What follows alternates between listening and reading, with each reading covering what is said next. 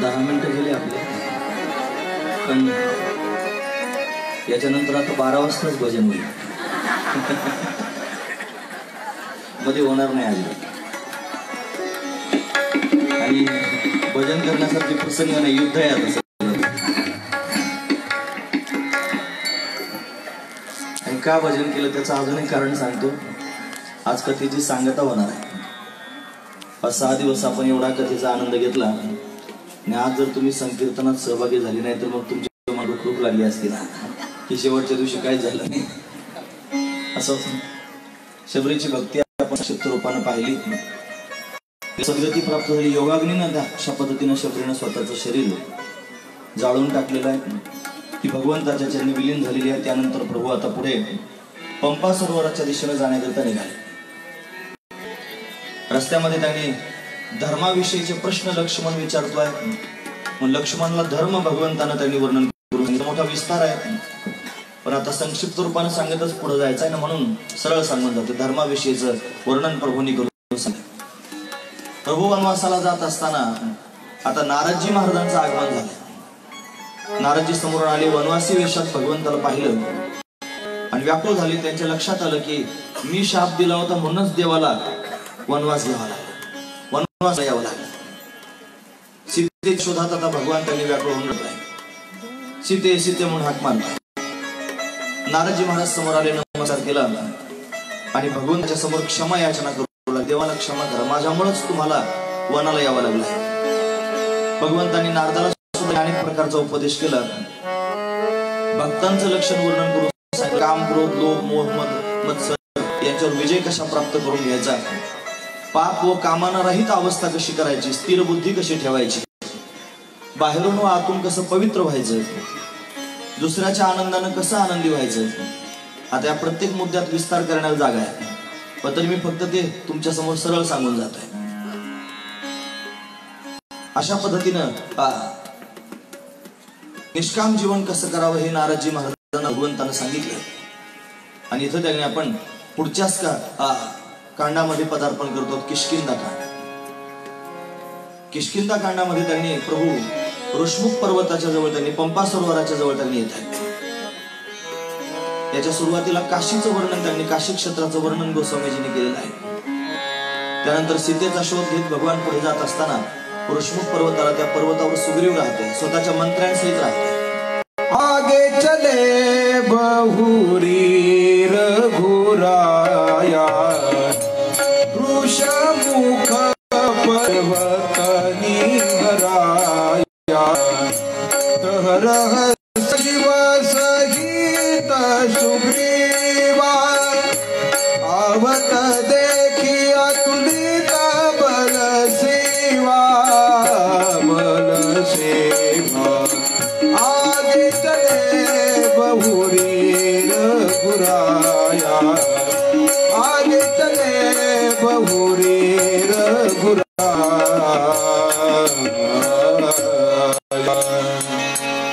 भगवान पुढे चाललेला दादा लक्ष्मण प्रभूंच्या मागे त्यांनी जातोय. पर्वतावर असणाऱ्या सुग्रीवानं प्रभूंना लक्ष्मणाला येताना पाहिलं.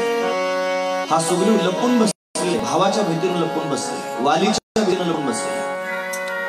त्याच्या मनात असा विचार आला की वालीनच माझा घात करण्याकरिता कोणाला पाठवले बाणाच्या वेशात, पण पाहिलं पाहिजे कोण जाईल विचारण्याकरिता. पण अनेक वानर आहेत, त्याच्यामध्ये हनुमंतराय आहेत. हनुमंतरायाने सांगितलं, हनुमंता ते 2 त्यांनी युवक समोर नेताना दिसत आहेत, मला असं वाटतं वालीचं काहीतरी कारस्थान आहे, म्हणून ते कोण आहेत याची चौकशी केली पाहिजे. म्हणून तू जा आणि ते कोण आहेत हे त्यांनी विचारून ये, असं हनुमंतरायांना त्यांनी सुग्रीवानं सांगितलं.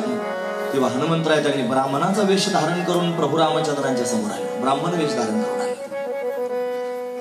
नमस्कार केला, विचारायला सुरुवात, को तुम श्यामल गौर शरीरा, छत्री रूप फिरऊ बनबीरा, कठिन भूमि कोमल पदगामी, कवन हेतु विचार बन स्वामी, श्री राम दे राम दे राम.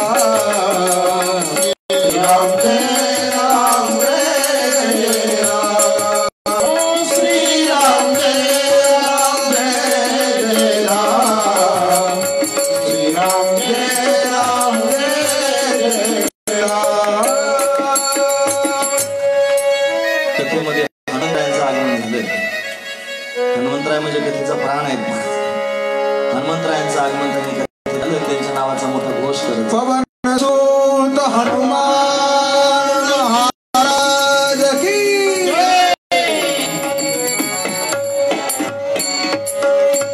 हनुमंतरायांनी प्रश्न विचारला प्रभूंना, आपण कोण आहात?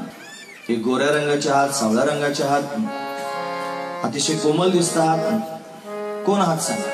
प्रभूंनी स्वतःचा परिचय द्यायला सुरुवात केली. देवतांनी सांगतात, दशरथ आणि कौशल्याचा असणारा मी पुत्र राम आहे. कौशलेश दशरथ के जाए, हम पितु वचन मानि बन आए. कौशलेश दशरथ के जाए, हम पितु वचन मानि बन आए. श्री राम जय राम जय राम जय राम जय राम.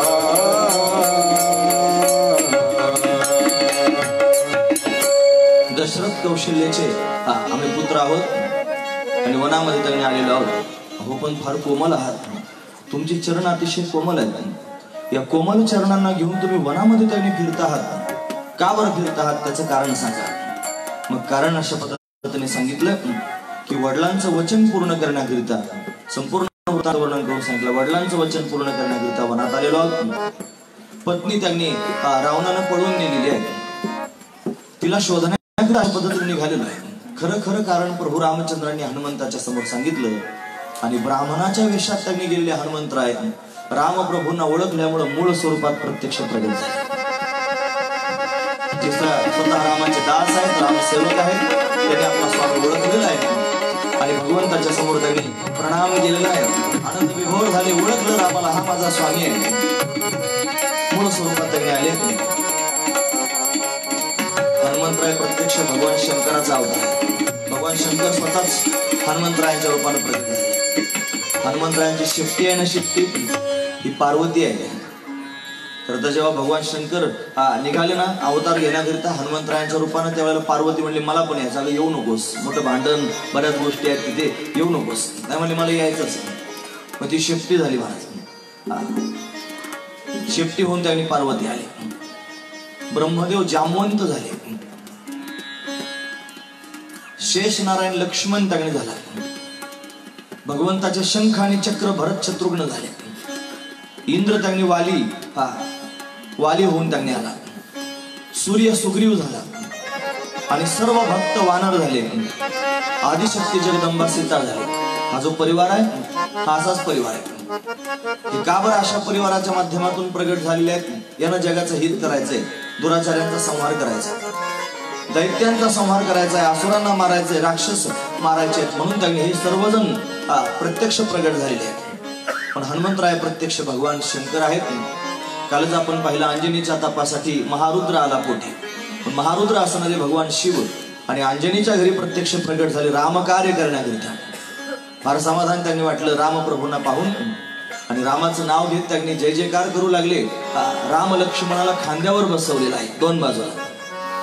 आपण आतमध्ये प्रवेश करतो ना त्या मुख्यद्वारातून, तिथं तुम्ही चित्र पाहता येता की राम लक्ष्मणाला खांद्यावर घेतलाय. राम आणि लक्ष्मणाला खांद्यावर घेऊन हनुमंतराय त्यांनी ऋष्मुख पर्वताच्या उंचीवर अशा पद्धतीने जात आहेत. सुग्रीवाच्या समोर त्यांनी प्रभूंना नेलेलं आहे. सुग्रीवाला त्यांनी सगळ्या गोष्टी हनुमंतांनी समजून सांगितल्या की हे त्यांनी राघव राम आहेत, ते माझे स्वामी आहेत, मी ज्यांचं रात्रंदिवस त्यांनी चिंतन करतो आहे. आणि सगळा वृत्तांत कळाला. दादा लक्ष्मण त्यांनी बरोबर आहे. सर्वजण त्यांनी वानर प्रभू रामचंद्रांना पाहून त्यांच्या नामाची गर्जना करू लागले. सुग्रीव त्यांनी आता प्रभू रामचंद्रांबरोबर बोलू लागला, स्वागत सत्कार झालेला आहे. आणि मग स्वतःची व्यथा त्यांनी सांगू लागला. रामानं विचारलं तू का जंगलात बसलास सांग. त्यानं सांगायला सुरुवात केली की माझा भाऊ आहे वाली, या वालीच्या भीतीनं मी त्यांनी लपून बसलो. भावाच्या भीतीनं बसलास, काय असा अपराध घडला सांग. सांगितलं एक दिवशी एक भयंकर असणारा राक्षस आमच्या नगरीमध्ये आला. मायावी असणारा राक्षस सर्वांना त्रास देऊ लागला. वाली मोठा बलवान आहे, या वालीने त्या राक्षसाला मारायला सुरुवात केली. तो राक्षस एका गुहेमध्ये प्रवेश करून गेला. वाली त्या गुहेमध्ये त्याने राक्षसाच्या मागे गेला. दोघांचं युद्ध आतमध्ये त्यांनी होत आहे. त्याने सांगितलं वालीनं मला, सुग्रीव म्हणतोय की 15 दिवस त्यांनी माझी वाट बघ. 15 दिवसात जर मी बाहेर आलो नाही तर समज त्यांनी माझा मृत्यू झाला. हा सुग्रीव त्यांनी 6 महिन्यापर्यंत त्या गुहेच्या दाराशी बसून राहिला. 6 महिने. तो वाली बाहेर आला नाही. 6 महिन्यानंतर त्यांनी म्हणाल त्या गुहेतून रक्त बाहेर आलं. रक्त वाहू लागला. असं वाटलं त्यांनी आता वालीचा मृत्यू झाला. नाईलाज आहे. 15 दिवस थांबवलं होतं. 6 महिने थांबला. आणि 6 महिन्यानंतर त्या गुहेच्या असणाऱ्या दरवाजाला एक शिळा लावली. आणि मग त्यांनी पुन्हा आपल्या स्थानावरती हा आलेला आहे सुग्रीव. बाकीच्या सर्व लोकांनी असा विचार केला की आता वाली नाही. त्याच्या पत्नीचं नाव होतं तारा, वालीच्या पत्नीचं. हा वाली त्यांनी मारला गेला असं सर्वांना वाटलं. सुग्रीवाला त्यांनी राजगादीवर बसवलं. सुग्रीव त्यांनी राजा झाला आणि राज्य करू लागला. आणि थोड्या दिवसानंतर त्यांनी महाराज हा वाली त्या गुहेतून बाहेर आला. तो बाहेर आल्यानंतर त्यानं पाहिला, रे माझा भाऊ राजा झालेला आहे, माझी वाट पाहिली नाही आणि स्वतः राजभोग अशा पद्धतीने भोगतोय. रागावला. भयंकर क्रोध त्याला अशा पद्धतीने आला आणि सुग्रीवावर त्यानं आक्रमणच केलं. त्याला मारहाण करू लागल्या. वालीची अशी क्षमता होती, शत्रू जर त्याच्या समोरून चालून आला तर शत्रूची शक्ती अर्धी होत होती. एवढं सामर्थ्य वालीचं होतं. या वालीनं त्यांनी रावणाला अशा पद्धतीने त्रस्त करून टाकलं होतं. असा असणारा हा वाली. या वालीनं सुग्रीवाला मारहाण करायला सुरुवात केली आणि मारूनच टाकतो असा भाव पोटात निर्माण झाला. सुग्रीव पळाला. आपल्या मंत्र्यांना बरोबर घेऊन त्यांनी सुग्रीव ऋष्णुक पर्वतावर जाऊन बसला. या सुग्रीवाच्या पत्नीला अशा पद्धतीने त्यानं वालीनं डांबून ठेवलेला आहे. त्याची पत्नी त्यांनी जाऊ दिली नाही. खरं तर धाकट्या भावाची पत्नी ही मुलीसारखी असते.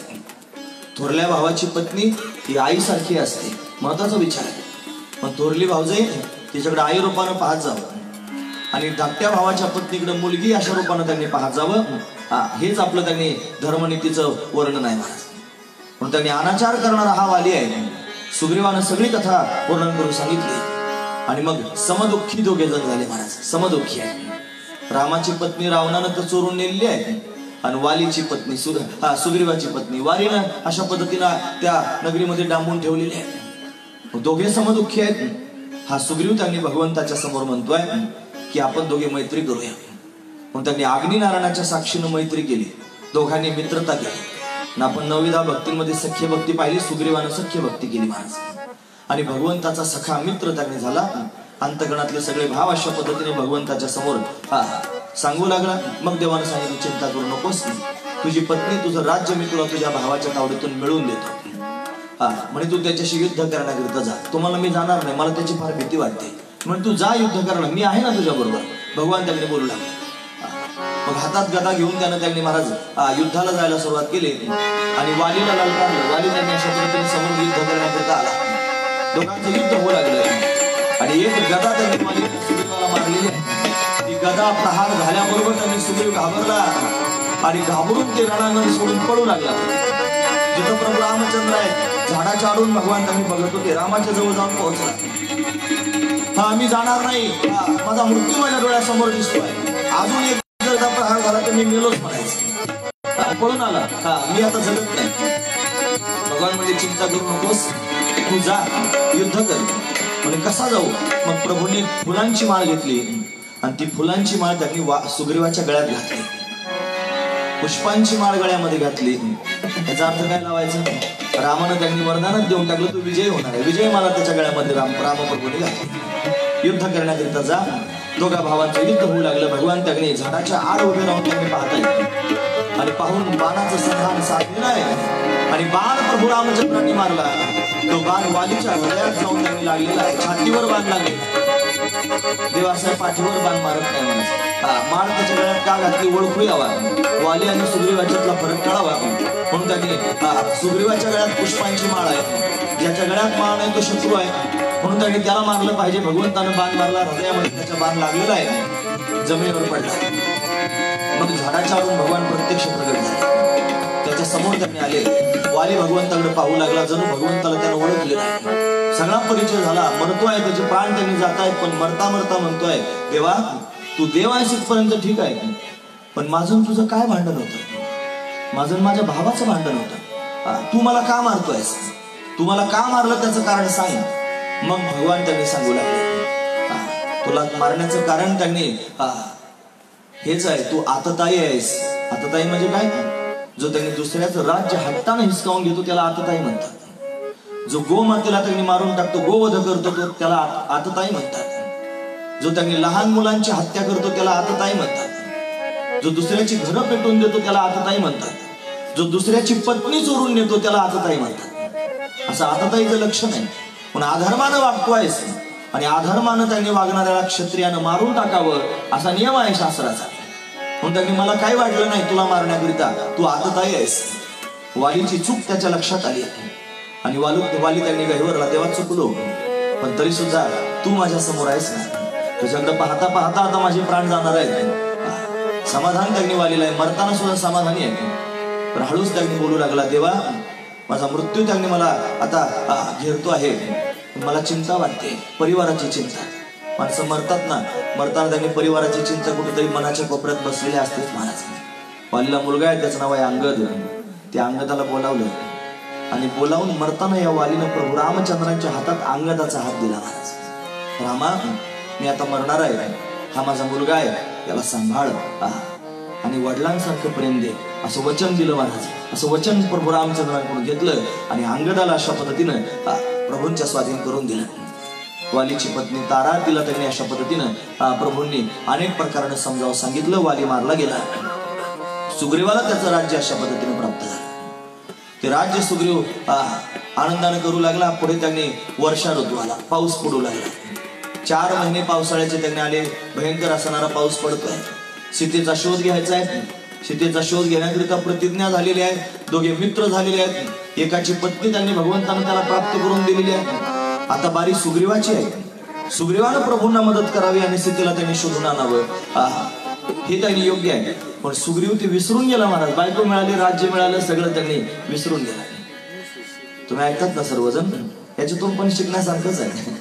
जर फार गरीब परिस्थिती असेल, नाजूक परिस्थिती असेल आणि त्यावेळेला माणसं त्यांनी देवाची फार विनवणी करतात, देवा मी असा आहे, मला त्यांनी जरा सावरलं पाहिजे. मग भगवान काहीतरी कृपा करतो आणि सावरतो.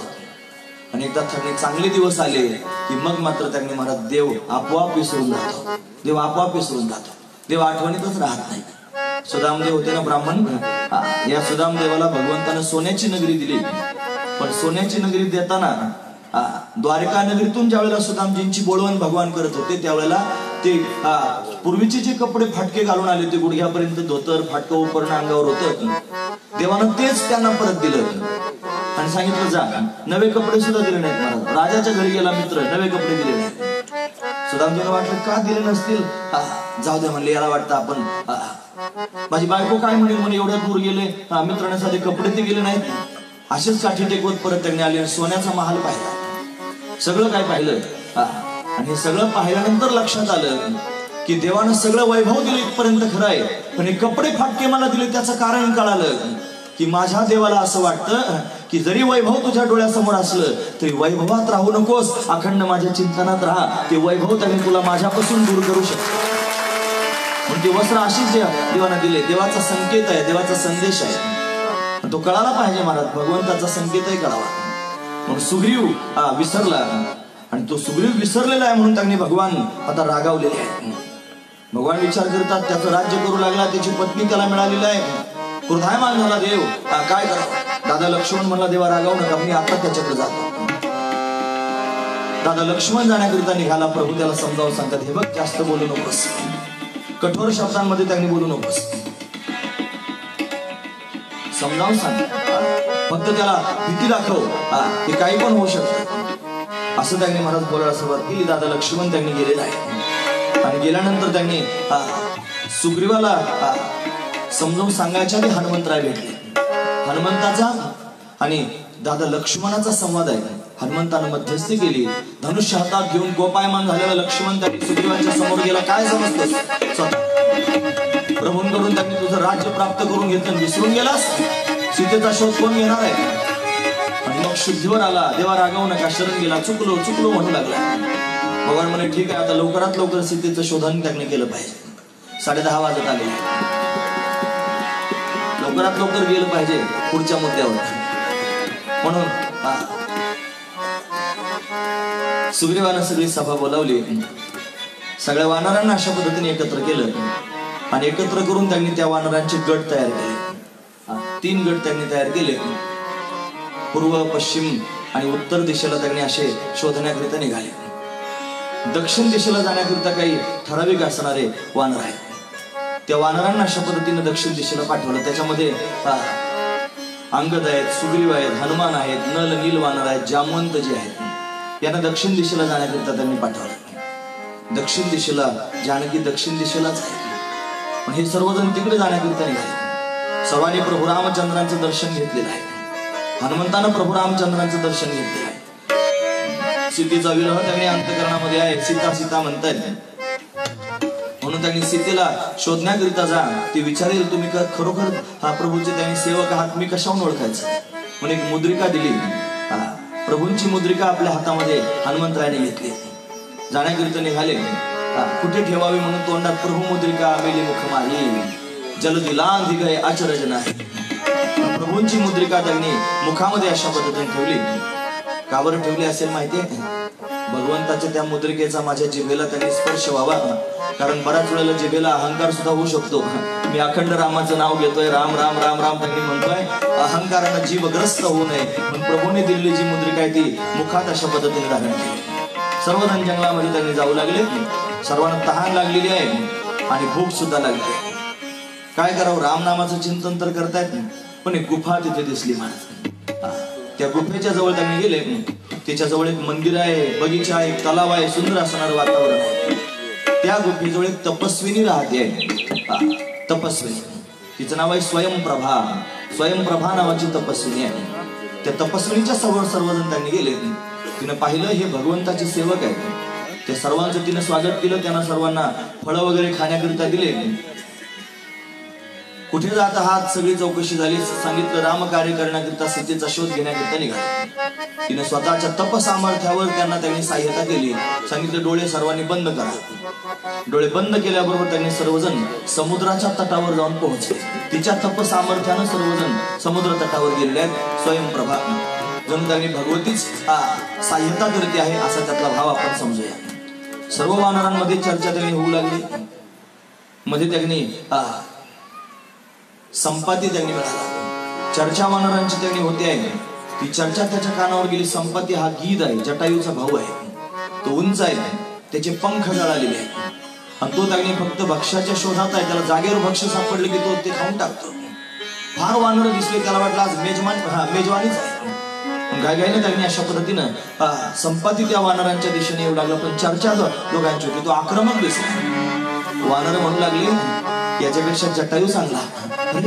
जटायूचं नाव ऐकल्याबरोबर संपाती चमकला. यांना जटायू कसं काय माहितीये? मग तो सावकाश त्यांच्या जवळ विचारू लागला तुम्ही जटायूचं नाव कसं काय घेता? मग त्यांनी सांगितलं जटायू हे रामकार्यामध्ये स्वतःचं बलिदान देणारे आहेत. त्यांचे पंख रावणानं कापून टाकले, त्यांचा मृत्यू झाला. मग त्यांनी सांगितलं मी जटायूचा भाऊ आहे.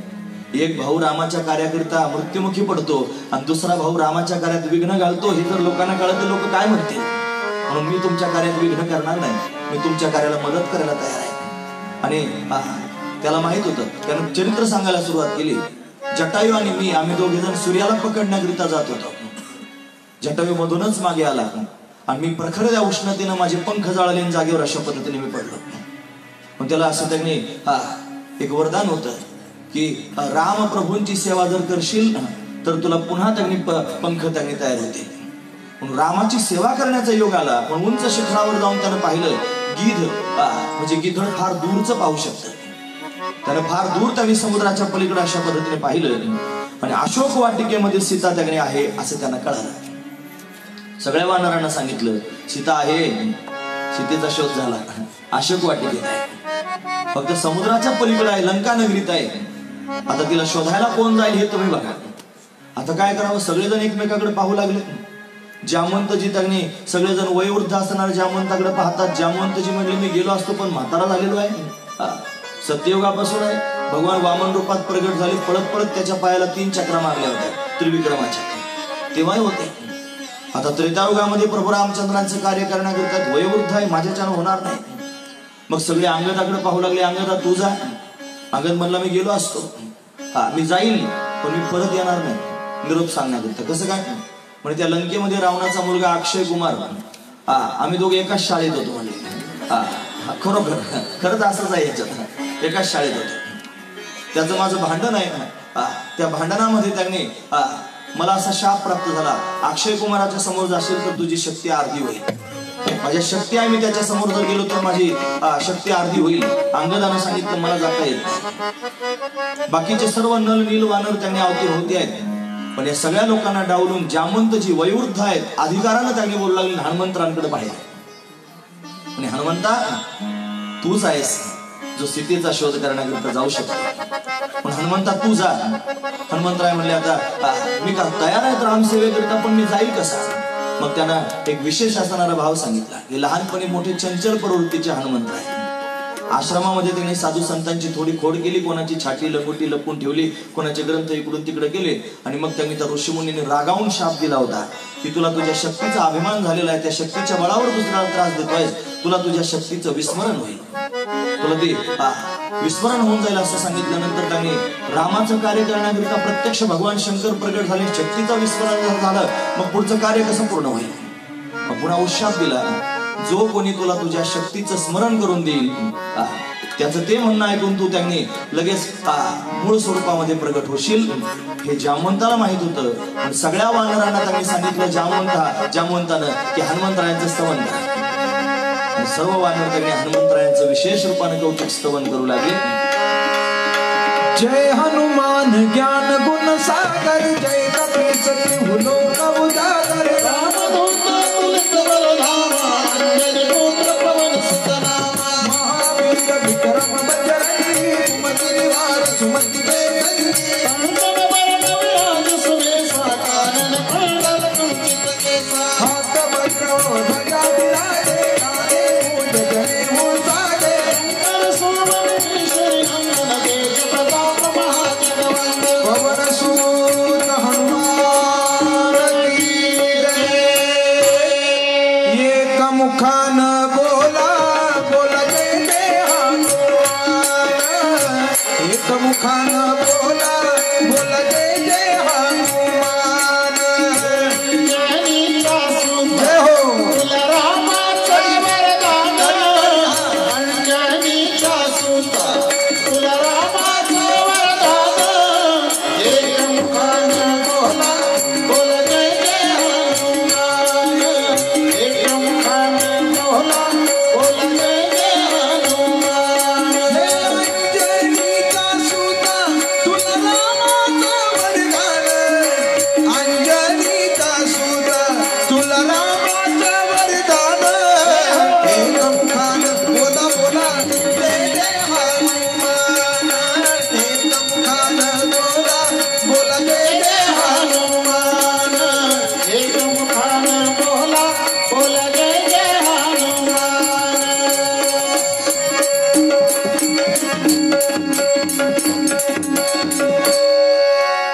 धन्य तुझी राम भक्ती, धन्य तुझी दया. बालपणी गेलासी तू सूर्याला धराया. बालपणी गेलासी तू सूर्याला धराया. बालपणी गेलासी तू सूर्याला धराया. बालपणी गेलासी तू सूर्याला धराया. थरथरली ही धरणी, थरथरले आसमान. एक मुखान बोला बोला जय जय हनुमान. अंजनीचा सुता तुला रामाचं वरदान. अंजनीचा सुता तुला रामाचं वरदान. एक मुखान बोला बोला जय जय हनुमान. एक मुखान बोला बोला जय जय हनुमान. बोला बोला जय जय हनुमान. बोला जय जय हनुमान. एक मुखान बोला बोला जय जय हनुमान. पवन सुत हनुमान.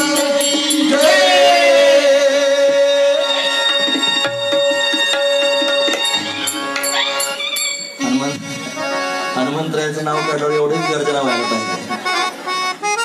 तुम्ही आता चांगले वाटतात, हसतात. जरा सुटले होते आधी. आज तुम्हाला आज खरंच वाटतं मी 12 वाजवणार आहे म्हणून. माझं भांडवल संपलं, तुम्ही त्याच्या आतही थांबून. चिंता करू नका, 12 वाजणार नाहीत, लवकर थांबायचा प्रयत्न करू. हनुमंतराजांनी जाण्याकरिता निघाले. हनुमंतरांनी सांगितलं माझा जन्मच रामकार्याकरिता झालेला आहे, म्हणून मी रामकार्य करण्याकरिता जाणार आहे. विशाल पर्वतासारखं शरीर हनुमंतरायांचं प्रगट झालं. दिव्य असणारं रूप हनुमंतरायांनी प्रगट केलं महाराज. सर्वजण त्यांनी पाहतायत, जय जयकार हनुमंतरायांचा त्यांनी करू लागले. जय श्रीराम, जय श्रीराम, जय श्रीराम हनुमंतरायांनी उड्डाण केलं. हनुमंतराय उड्डाण करून जाण्याकरिता निघाले. हनुमंतरायांचा प्रवास सुरू झालेला आहे. लंकेच्या दिशेने त्यांनी हनुमंतराय जात आहेत. सुंदरकांडाला सुरुवात होते. जय श्रीराम. जामवंत के बचन सुहाए, सुन हनुमत भयाति भाए. जामवंत के बचन सुहाए, सुन हनुमत हृदय अति भाए. सुन हनुमत हृदय अति भाए. सुनि हनुमत हृदय अति भाए. राम सिया राम, सिया राम, जय जय राम. राम सिया राम, सिया राम, जय जय राम.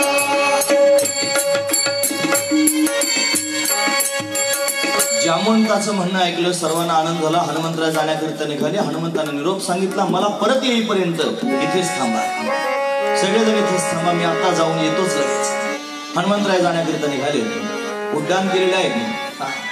मैनाक नावाचा पर्वत समुद्रातून वरती आहे. मैनाक पर्वत आहे आणि तो त्यांनी हनुमंतरायाला जाऊन म्हणू लागला राम कार्याकरिता जात आहात, थोडी विश्रांती करा मग जा. त्यांनी सांगितलं रामाचं कार्य करायचंय, आता विश्रांती नाही, राम कार्यच फक्त वेळासमोर आहे. मैनाक पर्वताला फक्त स्पर्श केला आणि हनुमंतराय पुढे जाण्याकरिता निघाले. दूरपर्यंतचा प्रवास त्यांनी होतोय आणि आता मात्र नागमाता सुरसा तिला म्हणतात. ही सुरसा त्यांनी समुद्रामध्ये प्रत्यक्ष प्रगट झाली.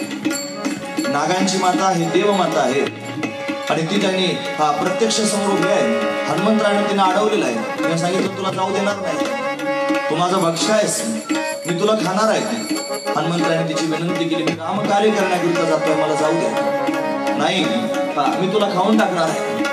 तिने त्यांनी हनुमंतरायांकडे पाहायला सुरुवात केली. हनुमंतराय म्हणले जाऊ दे, मी जाऊन येतो मग निवांत मला खा.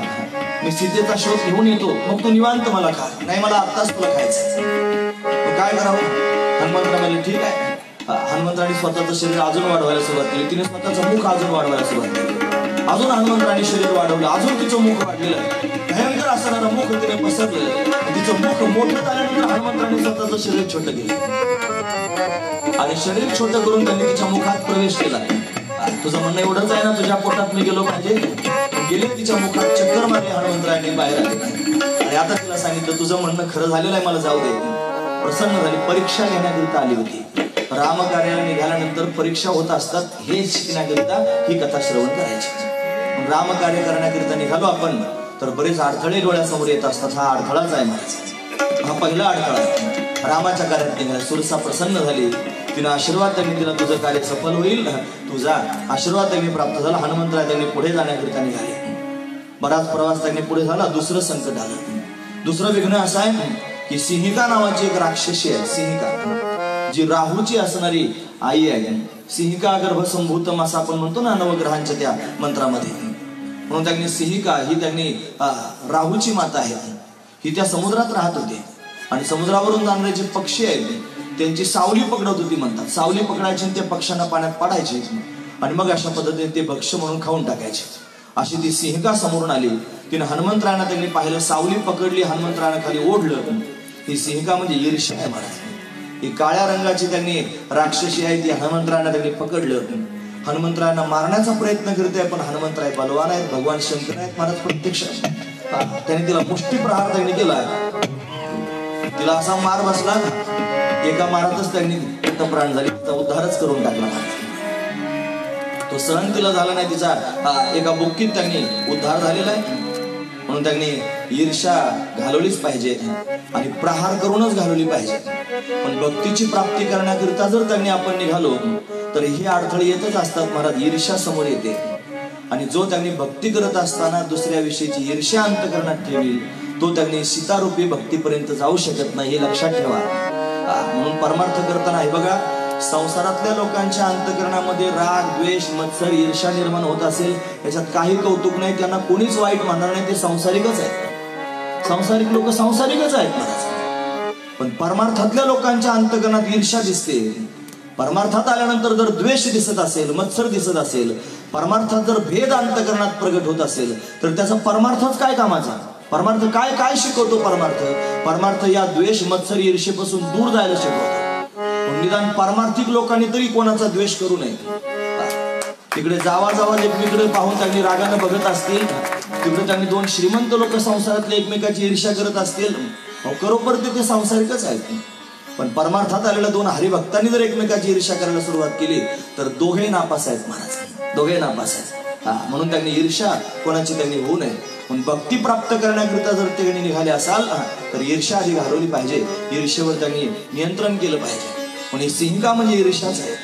पण हनुमंतरायाने अशा पद्धतीने तिला उद्धरून टाकलेलं आहे. आता हनुमंतराय समुद्राच्या लंकेच्या काठावर त्यांनी जो समुद्र आहे तिथे त्यांनी जाऊन पोहोचले. हनुमंतराय दुरून पाहतायत लंका कशी आहे. दिव्य असणारी लंका आहे, सामान्य नाही लंका.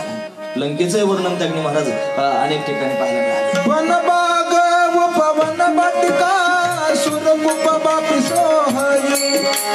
वनबाग व पवन बाटिका सुरकुप बापी सोहई.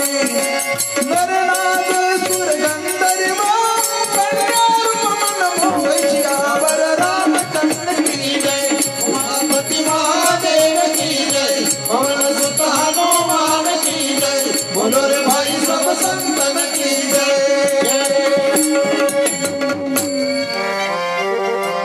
स्वर्गापेक्षा रम्य असणारी लंका, रम्य ही स्वर्गाहूनी लंका, अशी रम्य नगरी आहे महाराज. जरी राक्षसांची नगरी आहे तरी रम्य नगरी आहे. सुंदर असणारी उपवन, बगीचे आहेत.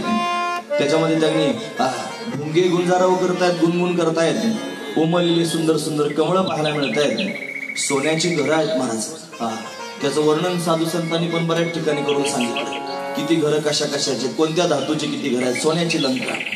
कुठं कुठं मल्ल युद्ध त्यांनी सुरू आहे, कुठं कुठं राक्षस एकत्र बसून मदिरापान करतायत असे पाहायला मिळाले. म्हणजे चांगले वाईट दोन्ही गुण त्यांनी पाहायला मिळाले. सर्व बाजूने 4 दरवाजे लंकेला आहेत. 4ही दरवाजांमध्ये त्यांनी रक्षपाल उभे आहेत, चौकदार उभे आहेत, जे त्यांनी चौकीदारी करतायत. सगळ्या बाजूने त्यांनी सज्ज आहेत. या लंका नगरीचं रक्षण करण्याकरिता त्यांनी लंकिनी नगरद्वारामध्ये त्यांनी उभी आहेत.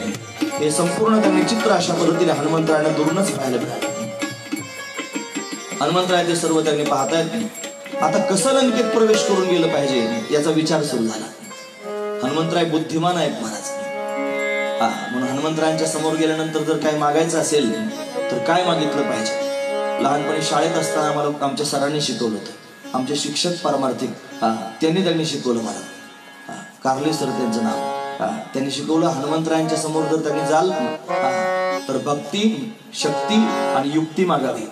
हनुमंतराय तिन्ही गोष्टींमध्ये परिणय आहेत महाराज. भक्तीमध्ये परिणय आहेत, शक्तीमध्ये परिणय आहेत आणि युक्तीमध्ये परिणय आहेत. युक्ती जर त्यांनी शिकायची असेल तर हनुमंतरायांकडे शिकावी. अजून काही आमच्याकडे यशवंत महाराज कीर्तन करण्याकरता येतात. पाटील वास्कड फडावरचे आहेत महाराज. त्यांनी फार सूत्र सुंदर सांगितलं. लग्नाच्या आधी जय हनुमान, लग्न झाल्यानंतर जय श्रीराम सूत्रात सांगितलं महाराज. लग्नाच्या आधी जय हनुमान म्हणजे काटेकोरपणे ब्रह्मचर्याचं पालन करायचं. आणि लग्न झाल्यानंतर जय श्रीराम म्हणजे ग्रहस्थाश्रम सुद्धा त्यांनी नीतिमत्तेने अशा पद्धतीने सांभाळायचं. सूत्र आहे पण हे त्यांनी महात्म्यांच्या मुखातून सहज बाहेर पडतात. पण सूत्र आहेत ते आपण लक्षात ठेवले पाहिजे. पण हनुमंतराय त्यांनी भक्ती, शक्ती आणि युक्ती देणारे. अजून सांगू का थोडस. हनुमंतराय कथेमध्ये उपस्थितच असतात. प्रत्येक कथेमध्ये त्यांना वरदान मिळालेलं आहे की जिथे रामाची कथा होईल तिथे मी त्यांनी येणार. म्हणून आपण पहिल्या दिवसापासून हनुमंतरायांना आसन देतो आहोत. त्याच्यावर हनुमंतरायांची मूर्ती त्यांनी ठेवलेली आहे. ते तिथे विराजमान आहेत ही आपल्या अंतकरणातली भावना असली पाहिजे. म्हणून त्यांनी मनातली मनात त्यांच्याशी तुम्ही बोलू शकता. हनुमंतराय आम्हाला शक्ती द्या, हनुमंतराय आम्हाला युक्ती द्या, हनुमंतराय आम्हाला भक्ती द्या. भक्ती, शक्ती, युक्ती अशा पद्धतीने ते देऊ शकतात. त्यांचं ते सामर्थ्य आहे. पण बोलणाऱ्या माणसानं सुद्धा जबाबदारीनं बोललं पाहिजे. कारण हनुमंतराय समोर बसले. मी जर त्यांनी तुमच्या समोर कथा सांगताना चुकीचा प्रसंग सांगेन तर ते साक्षीदार आहेत म्हणत, प्रत्येक प्रसंगाचे साक्षीदार. भावार्थ रामायणात आलेला प्रसंग आहे महाराज. अशोक वाटिका पुढे आलीच ना, आता अशोक वाटिकेचं वर्णन आहे. सुंदर असणारे त्यांनी फुलं नाथ महाराज वर्णन करून सांगू लागले. हनुमंतराय ऐकण्याकरिता समोर आहेत आणि नाथ महाराजांनी सांगितलं पांढरी शुभ्र असणारी फुलं त्या वनामध्ये प्रत्यक्ष पाहायला मिळाली. हनुमंतराय म्हणले साधो चुकीचं सांगू नको, सगळी फुलं लाल होते. अरे हो नाही म्हणे पांढरीच फुलं होते, फुलं लाल त्यांनी होते. हनुमंतराय म्हणले मी स्वतः पाहिलेले आहेत. दोघांमध्ये त्यांनी वाद सुरू झाला. विचारायचं कोणाला? दोघे एवढे श्रेष्ठ भक्त आहेत की प्रत्यक्ष भगवंताचं दर्शन प्राप्त करून घेऊ शकतात. म्हणजे जानकी त्या वनात आहे ना, तिलाच विचारलं पाहिजे कसे त्यांनी फुलं होते. विचारायलाच गेले महाराज, कसे फुलं होते सांगा. ती म्हणे पांढरी शुभ्र फुलं होते. हनुमंतराय म्हणे लाल होते. हनुमंताचं म्हणणं त्यांनी चुकीचं ठरलं. मग झालं काय? लाल कसे काय दिसले? मग कळालं की जानकीला ज्या वेळेला त्यांनी अशोक वाटिकेमध्ये नेऊन ठेवलं, रावण समोर आला. हा रावण तिला त्रास देतोय, दुःख देतोय, वेदना देतोय, घाबरवून टाकतोय. हे पाहून हनुमंताला भयंकर क्रोध आला. डोळे लाल झाले महाराज. क्रोधाच्या भरात डोळे लाल झाले. पांढरी फुलं लाल दिसू लागली. पांढरी फुलं लाल दिसू लागली. हनुमंतरायांची चूक नाही, पण भयंकर क्रोध आला ना महाराज, महत्वाची गोष्ट आहे. म्हणून ते आपल्याजवळ आहेत प्रत्यक्ष, म्हणून ते इथे आहेत असं गृहीत धरून आपण बसलो पाहिजे. मी पण बोललं पाहिजे, नाही तर कुठं कदा बसलं सांगता येत नाही. सावधान. हनुमंतरायाने विचार केला, युक्ती आहे हनुमंतरायाने की आता लंकेत प्रवेश करायचा आहे, कोणत्या मार्गे जावं, कुठून त्यांनी गेलं पाहिजे. अतिशय सूक्ष्म रूप धारण केलं मच्छरासारखं आणि आतमध्ये त्यांनी प्रवेश करू लागला. आत प्रवेश करणार इतक्या ती लंकेने आली म्हणा, तिच्यापासून मच्छर सुद्धा सुटत नाही. इतकं तिचं लक्ष आहे बाहेर. ती आली समोर. हनुमंतरायानं पकडलं आणि पकडून त्यांनी म्हणू लागले मी चोरांनाच खात असते. तिनं बोलायला सुरुवात केली. हनुमंतराय मूळ स्वरूपात त्यांनी प्रगट झाले. हनुमंतरायाने विनोद केला. ते बोलले चोरांना जर खात असतेस मग रावणाला का खाल्लं नाहीस? म्हणे का माझी माता त्यांनी चोरून घेऊन आला म्हणे, सीता चोरलेली आहे म्हणून त्याला आधी खायचं होतच ना. ती लंकीने त्यांनी कठोर शब्दामध्ये हनुमंतरायांबरोबर बोलू लागले. हनुमंतरायाला राग आला आणि एक मुष्टी प्रहार त्यांनी केला.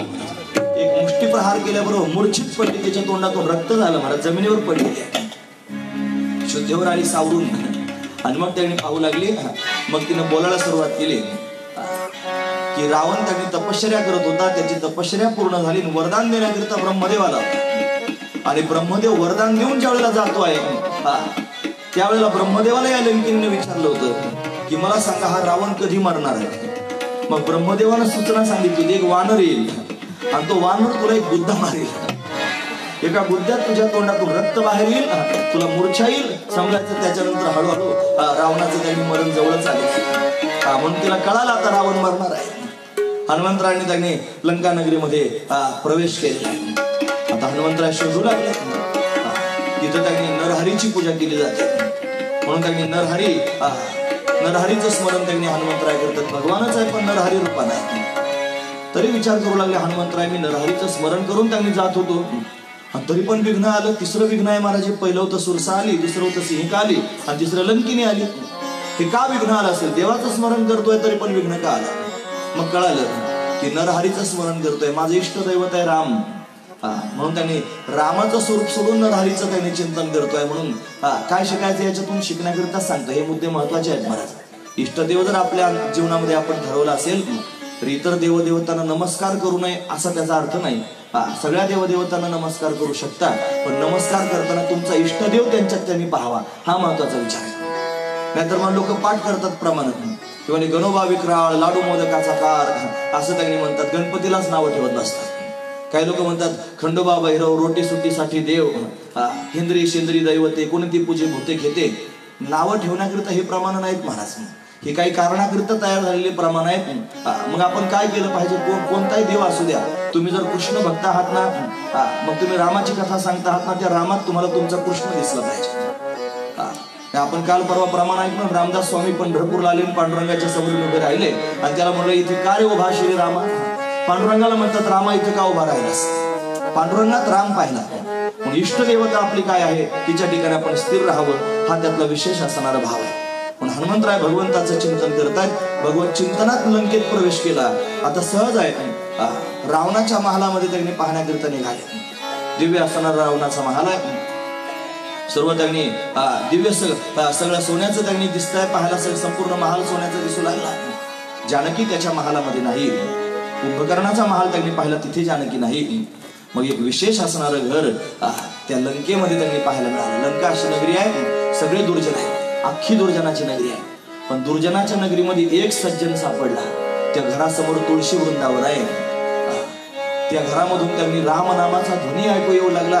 हनुमंतराला फार आनंद झाला. लंकेत राम नामाचं भजन चालू आहे. लंकेत भवन एक पुनि दीख सुहावा, भवन एक पुनि दीख सुहावा, भवन एक पुनि दीख सुहावा, भवन एक दीख सुहावा. हरि मंदिरात भिन्न बनावा, श्रीराम जय राम जय राम, श्रीराम जय राम जय राम. सुंदर असणारा घर पाहायला मिळेल. त्याच्या दारात तुळशी वृंदावन आहे. तुम्ही ऐकतात ना सर्वजण? ज्याच्या दारात तुळशी वृंदावन नाही त्याला साधू संत स्मशान म्हणतात. नाही ते स्मशान घर जाणार. पण जिथं तुळशी वृंदावन नाही, काय जयाचे द्वारी तुळशी वृंदावन नाही ते ग्रह स्मशान जाणार. म्हणून ते स्मशान आहे. म्हणून आपल्या प्रत्येकाच्या दारात तुळशी वृंदावन असावं. मला वाटतं कथा कीर्तनकारांनी हे सांगावं आणि सगळ्यांना सांगावं. महत्वाची गोष्ट आहे. म्हणून नाही काहीतरी आपल्या दारात तुळस असावं. आणि जर आध्यात्मिक कारण पटत नसलं तर वैज्ञानिक कारण तरी डोक्यात ठेवा. ती 24 तास तुम्हाला ऑक्सिजन देत राहते. त्या निमित्तानं तरी दारापुढे ठेवावी. तिचे फार औषधी फायदे आहेत असा विचार करून तर निदान दारात तुळस ठेवा. पण तुळस फार महत्वाची. विभीषणाच्या दारात त्यांनी तुळशी वृंदावन आहे. वैष्णव आहे, भगवंताचं भजन करतोय. हनुमंताने विचार केला कोण असेल. म्हणून त्यांनी ब्राह्मणाचं रूप धारण, सूक्ष्म रूप धारण करून त्याच्या घरात प्रवेश केला. ब्राह्मणाचं रूप धारण करून त्याच्या समोर प्रत्यक्ष प्रगट झाले. आणि मग दोघांचा संवाद अशा पद्धतीने होऊ लागला. विभीषण जीव आहे, हनुमंतराय संत आहेत. आणि विभीषण रूपी जीवाला संतांची भेट झालेली आहे. विचारपूस केली कोण आहेस तू आणि कसं काय त्यांनी हे तुला कसं जमतं, तुला हे एवढ्या दैत्यांमध्ये त्यांनी राहतोयस, एवढ्या राक्षसांमध्ये राहतोयस आणि भगवंताचं भजन करतोयस. अखंड भगवंताच्या चिंतन तुला जमतं कसं हे सांग. विचार करण्यासारखा मुद्दा आहे ना मला. त्याला प्रमाण सांगितलं. विभीषण त्याने म्हणू लागला. तो म्हणतोय जशी 32 मध्ये जी व्यक्ती राहते ना तसा त्याने राहतोय. जशी 32 जी व्यक्ती राहते, जीभेवर फार जबाबदारी असते. ही जीभ जर थोडी वाकडी तिकडी चालली तर 32 ची 32 खलाप करून टाकते. फक्त एक शब्द जरी वाकडा गेला 32 पडू शकतात. म्हणून त्यांनी जीभेवर जबाबदारी आहे मोठी. म्हणून त्यांनी असा राहतोय असं सांगितलं. भगवंताचं भजन करतोय, चिंतन करतोय. माझ्या अंतकरणात प्रभूंच्या भेटीची आस लागलेली आहे. हनुमंतराय म्हणले मूळ स्वरूपात प्रगट झाले. भगवंताचा भक्त आहे कळालं. हनुमंतराय त्यांच्या मूळ स्वरूपात प्रगट झाले. सांगितलं मी राम भक्त आहे हनुमान, तुझ्या समोर प्रत्यक्ष प्रगट झालोय. रामाचा भक्त आहेस तू इथपर्यंत ठीक आहे, पण अशी भक्ती केल्याने देव प्राप्त होणार नाही. म्हणजे काय चुकलं माझं. रामाच्या कार्यात जर मदत करत नसशील, राम कार्याकरता जर समर्पण करत नसशील, काय जर विरोध करत नसशील तर मग मात्र त्यांनी तुझी भक्ती खरी नाही. म्हणजे काय केलं पाहिजे सांग. मग त्यांनी सांगायला सुरुवात केली मला सीता कुठे आहे सांग. राम कार्य करण्याकरिता आलोय, मला सीतेचा पत्ता सांग.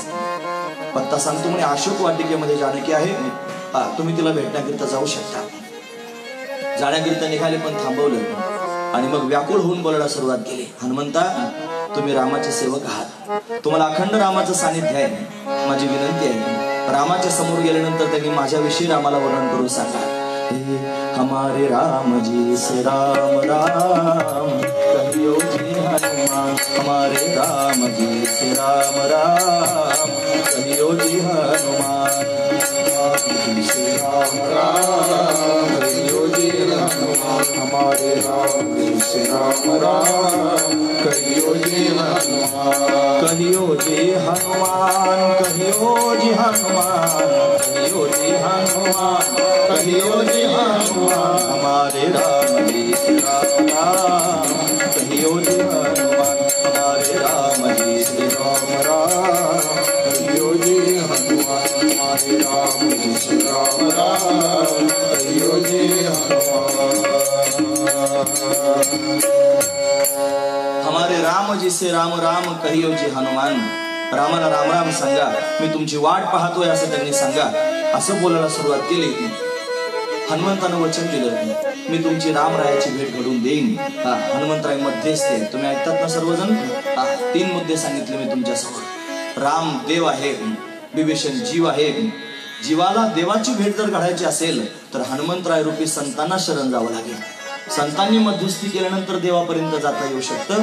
म्हणून त्यांनी साधू संत वर्णन करून सांगतात ना की संतांशिवाय परमात्म्याची प्राप्ती होत नाही. संताविन प्राप्ती नाही. संताविन प्राप्ती नाही. संताविन प्राप्ती नाही. संताविन प्राप्ती नाही. ऐसे वेद देती बाई, ऐसे वेद देती बाई, ऐसे वेद देती बाई. जय हो तेरे साधन की साधन, तेरे साधन की साधन. ऐसे वेद देती बाई, ऐसे वेद देती बाई, ऐसे वेद देती बाई.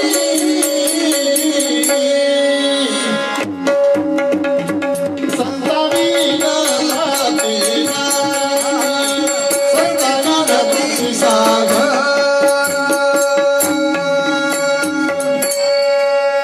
संताविन प्राप्ती नाही. हनुमंतराय संत आहेत, त्यांच्याच माध्यमातून देव भेटू शकतो. म्हणून विभीषणानं सांगितलं, सीता अशोक वाटिकेत आहे, तुम्ही तिथे जा. सूक्ष्म रूप धारण करून पुन्हा हनुमंतराय अशोक वाटिकेमध्ये जाऊन पोहोचलेले आहेत. एका वृक्षावर जाऊन बसले उंच. जानकी तिथे बसलेली आहे, तिच्याकडे पाहू लागले. अतिशय उद्विग्न अवस्थेत आहे, भगवंताची वाट पाहते आणि जमिनीच्या दिशेनं पाहते. पायावर दृष्टी आहे मला. जो खरा भगवंताचा भक्त असतो ना, त्याची दृष्टी सतत पायाकडेच असते महाराज, खाली पाहत असतो.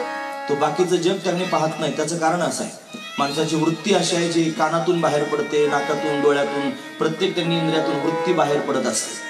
आणि या वृत्तीला जर काही अवलंबन नसलं तर ही वृत्ती अनेक ठिकाणी माणसाला जाऊन खेळवत असते. मग डोळ्याच्या माध्यमातून वृत्ती बाहेर जाते आणि अनेक विषयांना पाहते. या सगळ्या विषयांचं दर्शन त्यांनी झालं की त्याच्यावर विचार करायला भाग पाडते. पण आपण कितीतरी विचार करतो महाराज, आणि अनेक प्रकारचा विचार करतो. का तर फक्त डोळ्यानं आपण ते सगळं पाहतो म्हणून. पण मनानं जर निर्णय केला की मला फक्त देवच पाहायचं आहे, बाकीचं काही पाहायचंच नाही, तर घोड्याला जसं ढापण लावलेलं असतं. घोड्याला ढापण का लावतात? त्याचं कारण त्या घोड्याने इकडे इकडे पाहू नये, फक्त मार्ग बघावा सरळ. तसं त्यांनी भगवंताच्या भक्तीचं ढापणच आपल्या डोळ्याला लावून घ्यावं आणि देवा वाचून दुसरं काहीच जगातलं त्यांनी पाहू नये, फक्त देव पाहण्याचा विचार करावा. त्याला परमात्मा भेटत असतो महाराज. पण जानकी फक्त रामाचं चिंतन करते, त्याला दुसऱ्या कशाशी काय घेणं देणं नाही. ती पायाकडे पाहते आहे आणि फार उदास स्थितीत आहे. हनुमंतराय त्या झाडावर जाऊन बसलेले आहे. ते सर्व त्यांनी पाहतात. इतक्यात त्यांनी रावण आला. तेही अवसर रावण तही आवा. तेही अवसर रावण तही आवा. संग नारी बहुकीय बनावा. संग नारी बहुकीय बनावा. बनावा तेही अवसर रावण तही आवा. हो तेही अवसर रावण तही आवा. रावण समोरून आलेला आहे. रावण त्यांनी सीतेकडे पाहतोय. सीता जमिनीकडे पाहते, स्वतःच्या पायाकडे पाहते. रावण त्यांनी बोलू लागला, तू माझ्याकडे वरती बघ, मला तुझ्याशी बोलायचं आहे. जानकीवरती पाहत नाही. एक गवताची काडी तिनं आपल्या हातात घेतलेली आहे आणि रावणाच्या दिशेने धरून बोलायला सुरुवात केली. रावणा, माझ्या दृष्टीने तुझी किंमत फक्त या गवताच्या काडी एवढीच आहे. मी तुझ्याकडे पाहणार नाही. याला पातिव्रत्य म्हणा, महत्वाची गोष्ट आहे. पण ही पतिव्रता आहे ती त्यांनी रावणाच्या समोर गवताची काडी घेऊन त्यांनी बोलते, तुझी किंमत फक्त एवढीच आहे माझ्या दृष्टीनं. म्हणून त्यांनी तू किती प्रयत्न करशील तरी सुद्धा तुझं काहीच म्हणणं मी ऐकणार नाही. मग रावण त्यांनी क्रोधायमान झालेला आहे. त्यांनी तिला समजून सांगायला सुरुवात केली, तू जर माझं म्हणणं ऐकशील तर माझी मंदोदरी नावाची श्रेष्ठ असणारी राणी तिला तुझी दासी करून ठेवेल. रावण त्यांनी बोलू लागला. बऱ्याच अंगानं समजावून त्यांनी सांगतोय, पण जानकी मात्र त्याचं काहीच त्यांनी ऐकत नाही. त्यानं सांगितलं, हे बघ, 1 महिन्यात जर त्यांनी तू माझं म्हणणं ऐकलं नाहीस तर मी तुझा शिरच्छेद करेन. असं रावण त्यांनी बोलू लागला. तरी न डळमळणारे त्यांनी जानकी ती भगवंताच्या चिंतनामध्ये त्यांनी तल्लीन आहे. जाता जाता रावण त्यांनी त्या सगळ्या राक्षसीनी ज्या आहेत निशाचरी त्यांना सांगून गेला की सीतेला मोठं भयंकर दुःख द्या, जेणेकरून ती माझं म्हणणं त्यांनी ऐकेल. त्या सर्व निशाचरी त्यांनी सीतेला त्रास देऊ लागल्या, वेदना देऊ लागल्या. हे हनुमंतराय पाहत आहे. हनुमंतरायांना फार व्याकुळता निर्माण होऊ लागली. इतक्यात त्यांनी एक राक्षसी समोरून आली, तिचं नाव आहे त्रिजटा. ही त्रिजटा त्यांनी बोलू लागली, सीतेला त्रास देऊ नका. बाकीच्या सगळ्या राक्षसींना सांगू लागले, का त्रास देऊ नका. तिने स्वतःचं स्वप्न सांगायला सुरुवात केली. ते म्हणजे मला स्वप्न पडलं आणि स्वप्न असं होतं की रावणाचं सगळं राज्य त्यांनी बुडालेलं आहे. लंकेचे 4 दरवाजे त्यांनी अस्ताव्यस्त झालेले आहेत. रावण गाढवावर बसून त्याची मिरवणूक चालू आहे. गाढवावरून तो खाली तोंड करून पडतो आहे, असं मला प्रत्यक्ष पाहायला मिळालेलं आहे. एक वानर त्यांनी आला, तो वानर त्यांनी सगळ्या लंकेला जाळून गेलेला आहे, हे मी प्रत्यक्ष पाहिलंय स्वप्नामध्ये. म्हणून त्यांनी सीतेला त्रास देऊ नका असं तिनं सांगितलं. आणि सीतेलाही जाणीव झाली की त्रिजटा माझ्या बाजूने बोलते आहे. मग त्रिजटे बरोबर त्यांनी जानकी संवाद करते. त्रिजटे, माझा राम मला कधी भेटेल सांग. माझ्या भगवंताचं मला दर्शन केव्हा होईल. वियोग भगवंताचा झालेला आहे, व्याकुळ झालेली आहे जानकी. हा संपूर्ण प्रसंग त्यांनी हनुमंतराय पाहतात झाडावरून. त्याच झाडावर बसले ज्या झाडाखाली जानकी बसली आहे. ती म्हणते आहे, कुठून तरी अग्नी आण. तो अग्नी त्यांनी माझ्या शरीराला त्यांनी लाव, माझं शरीर सगळं जळून जावं असं मला वाटतं. रामाच्या वियोगामध्ये जगणं त्यांनी मला पसंत नाही. एखादा तारावरून आकाशातून त्यांनी पडावा, माझ्या ओंझळीत यावं, त्यानं मला जाळून टाकावं असं मला त्यांनी वाटत आहे. पण ओंझळ त्यांनी समोर करते. हनुमंतराय विचार करू लागले, ही जानकी म्हणजे भक्ती आहे आणि भक्ती जर जळाली तर जगाचा उद्धार कोण करणार. काहीतरी केलं पाहिजे. औचित्य साधलं आणि ओंझळ करून त्यांनी तारा तुटून ओंझळीत पडावा असा त्यांनी म्हणणारी जानकी हनुमंतरायाने वरतून तिच्या हातात अंगठी टाकलेली आहे. अंगठी वरतून त्यांनी हातात पडली आणि रामरायाची अंगठी त्यांनी ओळखली. महाराज ही मुद्रिका त्यांनी ओळखली. जणू मनातली मनात म्हणतात, ही घे रामाची मुद्रिका. राम मुद्रिका अशा पद्धतीने प्राप्त झाली. आनंद झाला. काहीतरी संदेश आलेला आहे, काहीतरी त्यांनी मार्ग मिळालेला आहे. मी संकटात आहे, दुःखात आहे, माझा राम इथे कुठेतरी मला घेण्यात येत आलेला आहे असं अंतःकरणात वाटू लागलं. कोण असेल विचार करते. आणि इतक्या त्यांनी हनुमंतरायांनी झाडावर बसून रामप्रभूंची गुणानुवाद गायला सुरुवात केली. रामाचं चरित्र सांगायला सुरुवात केली. मधुर शब्दांमध्ये, गोड शब्दांमध्ये रामाचं चरित्र त्यांनी सांगितलं. राम कहानी सुनो रे, राम कहानी, राम कहानी सुनो रे, राम कहानी, राम कहानी सुनो रे, राम कहानी, राम कहानी सुनो रे, राम कहानी, राम कहानी सुनो रे, राम कहानी, राम कहानी सुनो रे, राम कहानी, राम कहानी सुनो रे, राम कहानी, राम कहानी सुनो रे, राम कहानी. कहत सुनता वे, कहत सुनता वे आँखियों में पानी, राम कहानी सुनो रे, राम कहानी, राम कहानी सुनो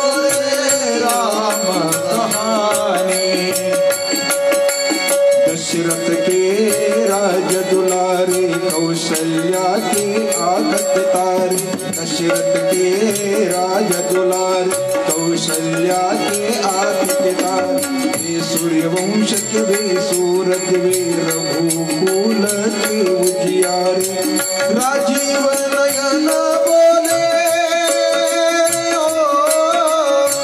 राजीव नयन बोले मधुबर बनी रे राम कहानी सुनो रे राम कहानी, राम कहानी सुनो रे राम कहानी। श्री राम जय राम जय जय राम, श्री राम जय राम जय जय राम, जय राम जय राम जय राम जय राम जय जय राम, श्री राम जय राम जय जय राम, श्री राम जय राम जय जय राम, जय राम जय राम जय जय राम, जय राम जय राम जय जय राम। प्रभु रामचंद्र भगवान की जय। सुंदर असणारी रामकथा हनुमंतराय अशा पद्धतीने सांगू लागले. जानकीने रामकथा ऐकायला सुरुवात केली. अजून विश्वास पक्का झाला, मला घेण्याकरिता कोणीतरी आलंय. फार समाधान वाटू लागलं. दशरथाचं कौशल्याचं त्याने वर्णन त्या कथेमधून ऐकायला मिळाला येऊ लागलं. आणि मग तिने व्याकुळ होऊन बोलायला सुरुवात केली, कोण आहेस? असा लपून का बरं रामकथा करतोयस? माझ्या समोर त्याने ये. आता रामकथा सांगणारा उंच असला पाहिजे आणि ऐकणारे खाली असले पाहिजेत ना, म्हणून रामकथा उंचावर बसून सांगत होते. हा महत्वाचा विचार आहे. झाडावर बसून सांगत होते. कथा सांगणं थांबलं. मग जानकीच्या समोर त्यांनी प्रत्यक्ष अशा पद्धतीने प्रगट झाले. तिने विचारलं, कोण आहेस? माझ्या समोर प्रगट हो. मग हनुमंतराय मूळ स्वरूपात जानकीच्या समोर प्रगट झाले आणि सांगायला सीतामातेला वंदन केलं सगळ्यात आधी आणि बोलायला सुरुवात केली, मी रामाचा दूत आहे, मी रामाचा दास आहे. पण तिने लगेच पाठ फिरवली महाराज. तिच्या असं लक्षात आलं की हा रावण मायावी रूप धारण करतो आणि अनेक प्रकारानं त्यांनी त्रास देतो. कदाचित ही रावणाची माया सुद्धा असू शकते. मग त्यांनी पाठ फिरवली सीतेनं. हनुमंताला बरं वाटेना की जानकीनं माझ्याकडून, त्यांनी आईनं माझ्याकडून पाठ फिरवलेली आहे. काय करावं? काहीतरी तू रामाचा भक्त आहेस हे मी कशाहून त्यांनी ओळखावं? काय पुरावा आहे? मग पुरावा त्यांनी ज्या वेळेला मागायला सुरुवात केली त्यावेळेला हनुमंतराय शपथ घेऊन सांगतात, मी शपथ घेऊन सांगतो मी रामाचा सेवक आहे. मग शब्द सांगायला सुरुवात केली, तुम्ही रामप्रभूंना करुणा निधान म्हणत असता. तुम्ही ऐकतात ना सर्वजण? जानकी रामप्रभूंना करुणा निधान म्हणते. हे गुप्त शब्द आहेत ना, ते शब्द हनुमंतराने सांगायला सुरुवात केली. दोघांनाच गोष्ट माहित होती. जयंत आला, कावळ्याच्या रूपात आला, सीतेच्या पायाला चोच मारली. हा प्रसंग इतरांना का माहित नव्हता. वनात झालेली त्यांनी घटना आहे. तो प्रसंग त्यांनी सांगितला. प्रभू रामचंद्राने हे सगळे प्रसंग हनुमंतराय आदी करून वानरांच्या समोर सांगितले आणि म्हणून तो प्रसंग वर्णन करून सांगितला. मग सीतेचा विश्वास पक्का झाला की हा रामाचा दूत आहे, रामाचा सेवक आहे, रामाचा दास आहे. मग मात्र हनुमंताबरोबर बोलायला सुरुवात केली, हनुमंता माझा राम कसा आहे मला सांग, दादा लक्ष्मण कसा आहे मला सांग. असं ज्या वेळेला त्यांनी विचारायला सुरुवात केली, गंभीर झाली, कासवीत झाली, वियोगामध्ये रडू लागली. हनुमंतराला त्यांनी व्याकुळ होऊन म्हणू लागली, हनुमंता माझा राम मला कधी भेटेल सांग. रामप्रभू त्यांनी कुशल तर आहेत ना? म्हणे कुशल आहेत, तुमची आठवण करतात, तुमच्या वियोगामध्ये व्याकुळ झालेले आहेत. म्हणजे एवढी व्याकुळता आहे तर ते मला घेण्याकरिता का आले नाहीत ते सांग. ते म्हणजे घ्यायला यायला तयार आहेत तुम्हाला. ते विसरले की काय मी क्षत्रिय आहे म्हणून? ते विसरले की काय आपण धनुष्य त्यांनी हातात घेऊन फिरतो म्हणून? काय झालंय सांग. मग हनुमंतराय त्याच पद्धतीने बोलू लागले, हो माते, तुमच्या आठवणीमध्ये खरोखर मी शस्त्र चालवतो हे ते विसरूनच गेले आहे. रात्रंदिवस तुमचं चिंतन करतायत. त्रिजटा समोर आहे ना महाराज, संवाद फार गोड आहे. ते त्रिजटेला त्यांनी जानकी म्हणते आहे की त्रिजटे काय करू, रामाचं चिंतन करता करता मी स्वतःच राम होते आहे. मला चिंता वाटायला लागली. म्हणे काय, मी जर राम झाले रामाचं चिंतन करता करता तर तिथं एक राम आणि इथं एक राम, मग आमचा संसार कसा होईल? ही त्रिजटा म्हणते आहे चिंता करू नका, तुम्ही जसं रामाचं चिंतन करता करता रामरूप झालात ना, तसं राम सुद्धा तुमचं चिंतन करतोय आणि तो राम तुमचं चिंतन करता करता सीता झालेला आहे. म्हणून पुन्हा पूर्वस्थिती निर्माण होऊ शकते. भाव आहेत महाराज. रामप्रभू सुद्धा सीतेचं चिंतन करता करता सीता रूप झालेले आहे आणि जानकी सुद्धा रामाचं चिंतन करता करता रामवय अशा पद्धतीने झालेली आहे. दोघांची अवस्था सारखीच आहे. आणि मग त्यांनी हनुमंतराय सांगू लागले, सकुशल आहे, मग मला घेण्याकरिता कधी येतील? सांगितलं त्यांनी, लवकरात लवकर तुम्हाला घेण्याकरिता येणार आहे. मी त्यांचा दूत आहे, तुमचा शोध घेण्याकरिताच मी आलेलो आहे. विशाल रूप धारण केलं जानकीच्या समोर, स्वतःचं मूळ रूप अशा पद्धतीने प्रगट करून दाखवलं. पाहिलं स्थितीनं समाधान वाटलं, निश्चय अंतःकरणात निर्माण झाला की बस आता राम मला घ्यायला येणार आहे. हे सगळं झाल्यानंतर मग त्यांनी चांगला परिचय झाला. मग हळूच बोलायला सुरुवात केली, माते मी फार दुरून आलोय, मला भूक लागली ग, काहीतरी खाल्लं पाहिजे. म्हणले अशोक वाटिकेमध्ये त्यांनी जेवढी झाडाची पडलेली फळं आहेत ना ती फळं त्यांनी तू खा असं सांगितलं. तुम्हाला पण लागली का भूक? नाही ना, तुम्ही जेवून आले.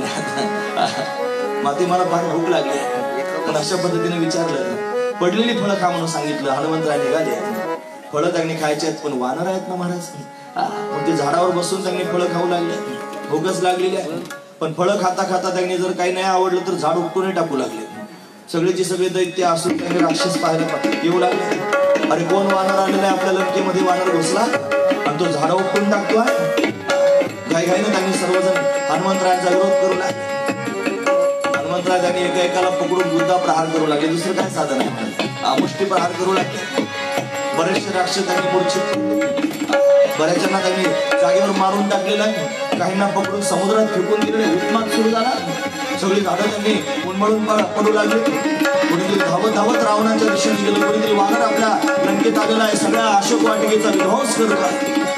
नाथ एक आवा कपी भारी, नाथ आवा एक कपी भारी, तेही अशोक वाटिका उजारी, तेही अशोक वाटिका उजारी. नाथ एक आवा कपी भारी, नाथ एक आवा कपी भारी. सगळे राक्षस त्यांनी पळू लागले. बऱ्याच लोकांना मेलेलं पाहिलं, समुद्रात फेकलेलं पाहिलं. बाकी सगळे मारू नका मारू नका म्हटले.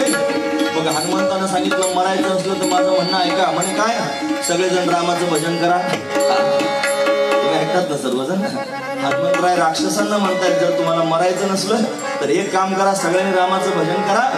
अशोक वाटिकेमधले सगळे राक्षस त्यांनी रामाचं भजन करू लागले. रघुपती राघव राजा राम, पतित पावन सीताराम. रघुपति राघव राजा राम, पतित पावन सीताराम.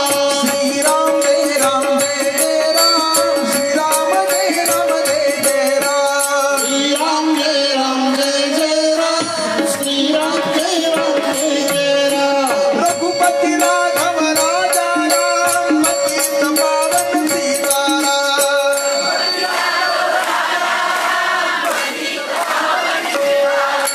रघुपती राघव राजा राम, पतित पावन सीताराम.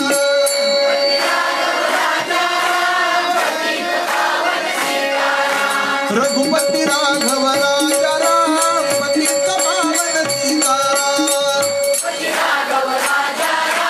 पतित पावन सीताराम. श्री राम जय राम जय जय राम, श्री राम जय राम जय जय राम.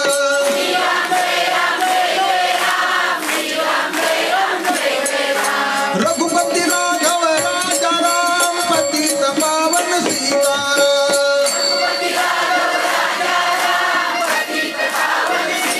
हो हो रघुपती राघव राजा राम, पतित पावन सीताराम. रघुपती राघव राजा राम, पतित पावन सीताराम. रघुपति राघव राजा राम, पतित पावन सीताराम. रघुपती राघव राजा राम, पतित पावन सीताराम. रघुपति राघव राजा राम, पतित पावन सीताराम. रघुपती राघव राजा राम, पतित पावन सीताराम. राजा राम, पतित पावन सीताराम. राजा रामचंद्र भगवान की जय. हनुमंतरायांना जमलं म्हणायचं. लंकेमधले सगळे लोक त्यांनी राम भजन करतायत. लंकेत जाऊन सगळे लोक राम भजन करू लागले. राक्षस रामाचं भजन करू लागले. कधी कधी बुवा लोकांना सुद्धा जमत नाही महाराज. समोर बसलेल्या लोकांना रामाचं भजन करून घेता येत नाही. राक्षस रामाचं भजन त्यांनी करू लागले. सगळे लंका त्यांनी दुमदुमली. रावणाच्या कानावर बातमी गेली, शत्रूचं नाव सर्वजण घेतायत, रामाचं भजन सर्वजण करतायत. एक वानर आलेला आहे, त्याने सर्वांना त्रस्त करून टाकलेला आहे. रावणानं घाईघाई त्याच्या मुलाला पाठवला, अक्षय कुमार. अक्षय कुमार आला आणि तो त्यांनी हनुमंतरायांच्या विरोधात त्यांनी युद्ध करण्याकरिता समोर उभा राहिला. हनुमंतरायांनी त्याला पाहिलं. तो त्यांनी आक्रमण करून आलेला आहे. हनुमंतरायांवर युद्ध करण्याच्या तयारीत आहे. गलगारू लागला हनुमंतरायांना. उपटला आणि त्या रथाच्या दिशेने फेकला. तो सारथ्याच्या अंगावर जाऊन पडला आणि सारथी त्यांनी गतपला. आता अक्षय कुमार रागावलेला आहे. तो रागावून स्वतः युद्ध करण्याकरिता हनुमंतरायांच्या समोर आला आणि हनुमंतरायांनी अक्षय कुमारला सुद्धा त्यांनी मुष्टी प्रहारामध्ये धाम परमम मम त्याचा उद्धार करून टाकला. अक्षय कुमार मारला गेला आणि आता सर्वच त्यांनी लंकेतील सर्व लोक त्यांनी अशा पद्धतीने व्याकुळ झाले.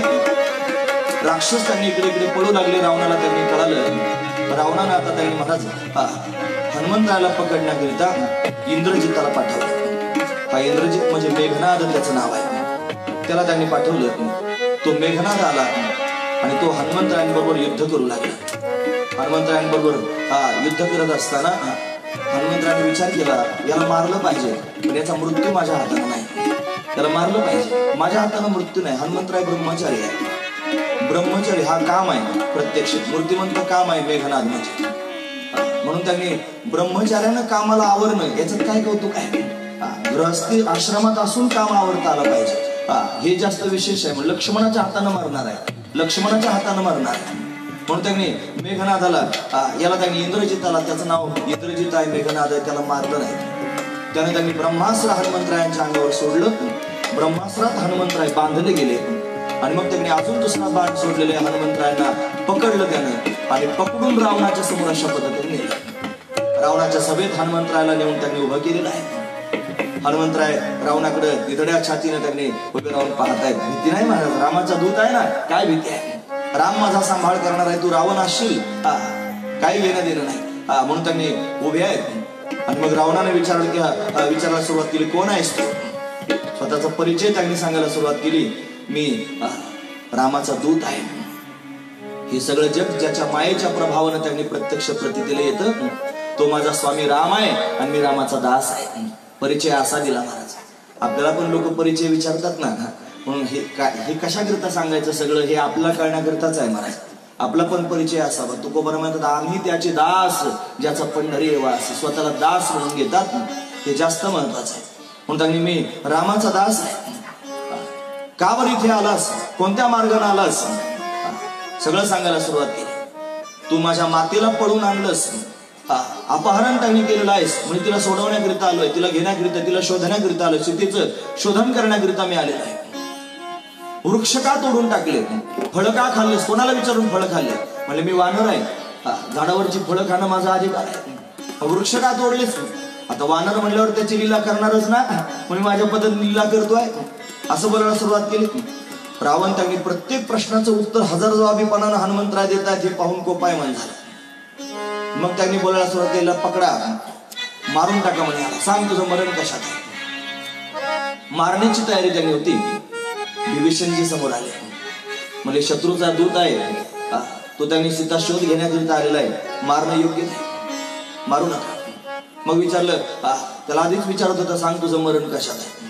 हनुमंतराय म्हणले, मी चिरंजीव आहे, मला मरणच नाही. तरी 2-3 वेळेला विचारलं. मग आता मगच आपण ऐकलं ना ते की कोणी जर खरं सांगून ऐकत नसलं तर मग सहज खोटं सांगून टाका. म्हणे माझ्या शेपटीत माझं मरण आहे. आता ती शेपटी मागे लागूनच आली होती पार्वती. म्हणजे शेपटीत म्हणे, मग धरायला त्याची शेपटी पेटून द्या म्हणे लगेच. लंकेमध्ये ताबडतोब थोडे वस्त्र आणले, तेल आणलं, तूप आणलं, काय काय लागत असेल पेटून देण्याकरिता सगळं काही साहित्य आणलं. शेपटीला वस्त्र गुंडाळीत पेटून दिले. आता ते पेटून दिल्याबरोबर त्यांनी मला ती शेपटी अशी हळूहळू हळूहळू लांबत जाऊ लागली. 11:15 वाजले तरी सुद्धा ती लांब थांबत ती लांबतेच आहे शेपटी लांबत चालली. सगळे वस्त्र लंकेतले संपले, पण शेपटी लांबाची थांबत नाही. सगळं तेल संपलं, सगळं तूप संपलं, काय काय त्यांनी प्रज्वलित करण्याकरिता लागणारं साहित्य असेल सगळं संपलं. मग काय करावं, कशानंच थांबत नाही. साधू संत भाव सांगतात, कोणी म्हणलं अरे सगळे वस्त्र संपून गेले, म्हणे आता सीतेचे वस्त्र आणा. मग थांबली म्हणतात ते. मग ती शेपटी लांबायची थांबली आणि त्याने म्हणे पेटून. आता ती शेपटी पेटवली आणि पेटवल्याबरोबर हनुमंतरायांनी उड्डाण करायला सुरुवात केली. शेपटी पेटलेली आहे, लंकेत उड्या मारायला लागले. उड्या मारत मारत सगळ्या लंकेत फिरले आणि अख्खी लंकाच पेटून दिली. त्या शेपटीच्या साह्याने संपूर्ण लंका पेटवली. लंका जळू लागली. लंका जळू लागली. लंका म्हणजे रावणाचं घर आहे राहण्याचं. लंका म्हणजे रावणाची नगरी आहे. दुसऱ्याचं घर जाळून टाकणं काही चांगली गोष्ट असते का? हनुमंतरायांनी घरच पेटून दिलं. वायुदेवाला भगवंतानं सूचना केली तुम्ही पण जा मदत करायला. रामप्रभूंचं त्यांनी मनोगत समजून हनुमंतराय लंका पेटून देतात. वाऱ्यानं अशी भडकवली लंका ढंढण ढंढण पेटू लागली. महाराज जगत तुकोबरायावर करून सांगतात जाडी येली लंका, जाडी येली लंका, जाडी येली लंका, जाडी येली लंका, जाडी येली लंका, जाडी येली लंका, जाडी येली लंका, जाडी येली लंका, जाडी येली लंका, जाडी येली लंका, जाडी येली लंका, जाडी येली लंका, जाडी येली लंका, जाडी येली लंका, जाडी येली लंका, जाडी येली लंका, जाडी येली लंका, धन्य धन्य म्हणे तुका, जाडी येली लंका, धन्य धन्य म्हणे तुका, धन्य धन्य म्हणे तुका, धन्य धन्य म्हणे तुका, दया माझा नमस्कार, दया माझा नमस्कार, दया माझा नमस्कार, वारंवार निरंतर, दया माझा नमस्कार, दया माझा नमस्कार, दया माझा नमस्कार, वारंवार निरंतर, वारंवार निरंतर, वारंवार निरंतर. जाळलेली लंका धन्य धन्य म्हणे तुका. धन्यता दिली तुकोबरायाने. दुसऱ्याचं घर जाळणाऱ्याला कोणी धन्यता देईल का? पण तुकोबराया धन्यता देतात. का बरं? लंका जाळली, दुराचार्याची नगरी जाळली. तो आतताई आहे, दुसऱ्याची बायको पळून आणलेली आहे म्हणून त्याची नगरी जाळून टाकली. नगरी जाळायला निघाले पण शेपटी सगळ्यात आधी रावणाच्याच दिशेने फिरवली होती. हनुमंत महाबळी आणि रावणाची दाढी जाळली. आधी त्याची दाढी जाळली मग त्याची लंका जाळली. सगळे लंका जळू लागले, फक्त एक घर जाळलं नाही. ते जर कोणाचं असेल तर बिभीषणाचं. बिभीषणाचं घर जाळलं नाही माहिती, ते तसंच ठेवलं.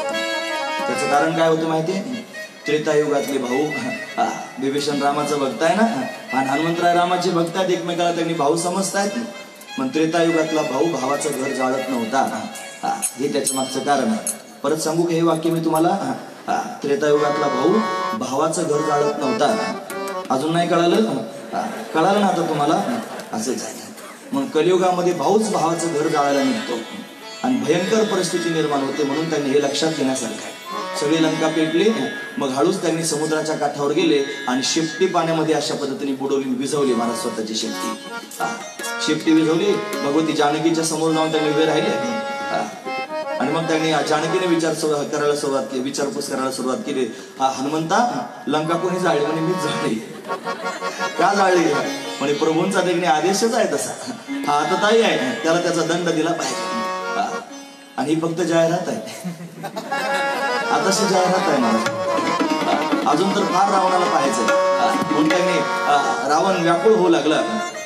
जानकीच्या समोरून त्यांनी हनुमंतराय जाण्याकरिता निघाले. प्रभू रामचंद्राच्या नावाची गर्जना केली. आणि मग त्यांनी जानकीनं सांगितलं मी पण तुझ्या जवळ एक त्यांनी खून म्हणून वस्तू देते. चुडामणी नावाचा त्यांनी अलंकार आहे जो त्यांनी स्त्रिया मस्तकावर धारण करतात. मग तो चुडामणी त्यांनी हनुमंतरायांच्या हातात दिला. हनुमंतरायांनी पुन्हा एकदा जय श्रीराम म्हणून उड्डाण करून पलीकडच्या काठाला गेलेले आहेत. जिथं त्यांनी सगळे वानर आणि जामवंत जे बसलेले आहेत तिथे जाऊन पोहोचले. सर्वजण वाट पाहत होते. मन, वचन आणि कर्मानं त्यांनी भगवंताची शरणागती करणारे सर्वजण आहेत. सर्वजण त्यांनी आतुरतेने वाट पाहत होते हनुमंतराय येण्याची. आले हनुमंतराय. सुग्रीवाला त्यांनी बातमी कळाली. सर्वजण मिळून त्यांनी भगवंताच्या समोर गेले. इकडे दूताकडून त्यांनी रावणाला बातमी कळालेली आहे. वानर सेना तयार आहे आणि ती आपल्यावर आक्रमण करण्याकरिता त्यांनी निघणार आहेत असं त्यांनी दूतांनी रावणाला सांगून टाकलं. प्रभूंच्या समोर गेले. प्रभू त्यांनी सीतेविषयी विचारपूस करू लागले. ज्यावेळेला चुडामण त्यांनी देत होती ना सीता, त्यावेळेला हनुमंतरायांना सांगत होती, सांग बा मारुती कधी भेटेन रघुपती, माझा भगवान मला कधी भेटेन तू मला सांग. तिची सांत्वना करतच हनुमंतराय त्यांनी निघाले होते. आणि आता त्यांनी जाऊन पोहोचले. सुग्रीवाला अशा पद्धतीनं गोष्ट कळाली. प्रभू रामचंद्रांना बातमी त्यांनी कळालेली आहे. काय केलं पाहिजे? आपण सर्वांनी त्यांनी मिळून लंकेवर आक्रमण केलं पाहिजे. कशा पद्धतीनं जावं लंकेवर त्यांनी कशा पद्धतीने आक्रमण करावं असे अनेक प्रकारचे विचार डोक्यामध्ये येऊ लागले. सगळे भगवंताचे भक्त आहेत. ते सर्वचे सर्व त्यांनी तिथे विभीषण रावणाला समजावून सांगत होता की सगळे वानर एकत्र आलेत, राम प्रभू एक वानर आला सगळी लंका जाळून गेला. तर एवढे वानर लंकेमध्ये आले तर काय करतील सांगतात नाही. रावणा माघार घे, ती सीता देऊन टाक रामाला. पण तरी सुद्धा विभीषणाचं ऐकत नाही. रावण त्याच्या कमरात लाथ घातलीने हाकलून दिलं. निघ म्हणे, माझा अन्न खातोस आणि शत्रूच्या बाजूने बोलतोस असं म्हणून विभीषणाला हाकलून दिलं. विभीषण त्यांनी प्रभू रामचंद्रांना शरण आला. हनुमंतरायांनी वचन दिलं होतं तुला रामाची भेट घडून दे. मग हनुमंतरायांनी विभीषणाला रामाची भेट घडून दिली. शरणागती विभीषणानं केली. पण काय दिलं पाहिजे विभीषणाला? तो शरण आला. पण प्रभू रामचंद्रांनी समुद्राचं पाणी आणायला सांगितलं आणि लंकेचं राज्यच तुला देऊन टाकतो म्हणून त्याचा राज्याभिषेकच करून टाकला. तो लंकेचा राजा होता. दादा लक्ष्मणानं प्रश्न विचारला म्हणे रामा याला तुम्ही आता त्यांनी शरण आला म्हणून राज्याभिषेक त्याचं करून टाकला. थोड्या वेळाने रावण शरण आला तर काय द्याल? रावण जर शरण आला मग काय द्याल? प्रभू म्हणले माझी अयोध्या आहे ना अजून माझ्याच नावावर आहे.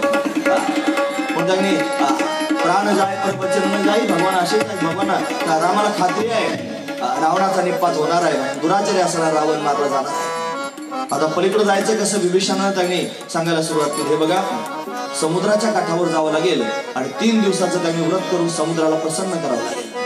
पण प्रभू रामचंद्र स्वतः समुद्राच्या काठावर आहेत. सर्वजण त्यांनी वाट पाहतायत. समुद्राला प्रसन्न करण्याकरिता 3 दिवस समुद्राच्या काठावर बसले. पण समुद्र त्यांनी रस्ता देत नाही. त्यांना रस्ता द्यावा अशी अपेक्षा. रागावलेला देव आहे. समुद्र त्यांनी रस्ता देत नाही. मग बाण अशा पद्धतीने धनुष्याला लावला आणि मग त्यांनी रागावून आता बाण सोडणार इतक्यात तो समुद्र प्रत्यक्ष प्रगट झाला. प्रगट होऊन भगवंताची शरणागती करू लागला. चुकलो क्षमा करा म्हणे आम्हाला मार्ग दिला पाहिजे. सांगितलं आता मी बाण धनुष्याला लावलेला आहे. माझा बाण व्यर्थ जाणार नाही. मग सांगितलं माझ्या उत्तर तटावर फार राक्षस आहेत. ते मला भयंकर त्रास देतात. तुम्ही उत्तर दिशेला तुमचा बाण मारा. भगवंतानं राक्षसांचा निपात व्हावा म्हणून उत्तर दिशेला बाण सोडून दिला. मग या समुद्रानंच त्यांनी सल्ला दिला की तुमच्या वानर सेनेमध्ये असे 2 वानर आहेत. एकाचं नाव आहे नल, दुसऱ्याचं नाव आहे नील. हे 2 असे वानर आहे की त्यांना वरदान आहे त्यांनी पाण्यावर टाकलेले दगड तरंगतील असं त्यांना वरदान मिळालेलं आहे. पण त्यांच्या माध्यमातून जर तुम्ही त्यांनी दगड पाण्यात टाकायला सुरुवात केली तर मग मात्र त्याच्यावर पूल तयार होईल, राम सेतू तयार होईल आणि मग तुम्ही पलीकडच्या बाजूला जाऊ शकता. बलाढ्य असणारे वानर मोठे मोठे दगड पर्वतासारखे त्यांनी घेऊन येऊ लागले आणि ते सगळेचे सगळे त्यांनी पर्वत समुद्रात आणून टाकू लागले. नल नील वानर त्यांनी त्यांच्या हातात देऊन ते त्यांनी रचना करू लागले, मार्ग तयार करू लागले. पण ते जुळत नव्हता मार्ग.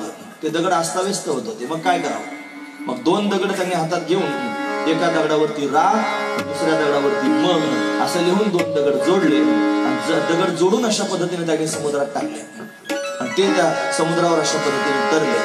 सेतू बांधा रे, सेतू बांधा रे, सेतू बांधा रे, सेतू बांधा रे, सेतू बांधा रे. सागरी सियावर रामचंद्र की जय, सियावर रामचंद्र की जय, सियावर रामचंद्र की जय. सेतू बांधा रे, ताड़ी वाजवा रे, जय हो. सेतू बांधा रे, सेतू बांधा रे, सेतू बांधा रे, सेतू बांधा रे, सेतू बांधा रे, सेतू बांधा रे. हा सेतू बांधा रे. सागरी सियावर रामचंद्र की जय, उमापति महादेव की जय, पवन सुत हनुमान की जय. सेतू बांधा रे, बांधा रे, सेतू बांधा रे, सेतू बांधा रे, बांधा रे, सेतू बांधा रे, बांधा रे, सेतू बांधा रे, सेतू बांधा रे, बांधा रे, सेतू बांधा रे. सर्वजण त्यांनी सेतू बांधण्याचं काम करू लागले. लंका कांडात आपण पदार्पण करतो आहोत. मंदोदरी त्यांनी रावणाला समजावून सांगते हे बघा तुमचं वागणं योग्य नाही. तुम्ही त्यांनी सीतेला देऊन टाका. राम काय आहे हे मंदोदरीनं रावणाला समजावून सांगायला सुरुवात केली. राम सामान्य नाही. हे संपूर्ण विश्व हे त्यांनी भगवंताचं स्वरूप आहे. त्याचे चरण म्हणजे त्यांनी पाताळ लोक आहे. त्याचं मस्तक म्हणजे ब्रह्मलोक आहे. रामाचं वर्णन मंदोदरी करते. त्याचं मस्तक म्हणजे ब्रह्मलोक आहे. त्याचे नेत्र म्हणजे सूर्य आणि चंद्र आहेत. त्याचे केस म्हणजे आकाशातले ढग आहेत. अश्विनी कुमार त्याचं नाक आहे. असं भरपूर वर्णन माझ्याकडे लिहिलेलं आहे. असा राम आहे. मंदोदरीने त्यांनी रावणाला वर्णन करून सांगितलं. दगड पाण्यावर तरंगू लागले एवढं त्याचं सामर्थ्य आहे. आता हे पाण्यावर दगड त्यांनी तरंगतात आणि रामाचं नाव घेऊन पाण्यात टाकू लागले. रामप्रभू पण विचार करू लागले, दगड पाण्यावर तरंगतात. मग सगळे त्यांनी शांत एक दिवशी होते. रामप्रभूने विचार केला, पाहू तरी काय होतं नेमकं. कोणीच नाही असं पाहून समुद्राच्या काठावर गेले. रामप्रभू एक दगड घेतला आणि पाण्यात टाकला. डुब असा आवाज आला आणि पाण्यात बुडला. पाण्यात दगड बुडाला. तो दगड बुडाल्यानंतर त्यांनी रामप्रभू दगड तर बुडाला. इकडे इकडे पाहू लागले, कोणी पाहतंय का. हनुमंतराय होते ना महाराज, एक टाकला बुडाला, दुसरा टाकला बुडाला, 2-3 दगड त्यांनी बुडाले. हनुमंतराय दिसले पाठीमागे. अरे हनुमंत तू कधी आला म्हणे, पहिल्या दगडापासून आहे. तेव्हापासून सगळे दगड बुडाले. काय होतं, कसं काय दगड बुडाले. मग सांगायला सुरुवात केली, रामा तुझ्या नामाचा महिमा तुझं नकळे मेघ श्यामा. तो का म्हणे आम्हा जन्म गोडे यासाठी. अरे तुझं नाव एवढं श्रेष्ठ आहे, त्या नावाकरता आम्ही जन्माला येतो. पुन्हा तुझं गोड असणारं मंगलमय नाम त्याचं चिंतन करण्याकरता हे नाम श्रेष्ठ आहे महाराज. मी तो अल्पमती काय वरणू तुम्हारे गुणा उदकी काळी पाषाण हे महिमा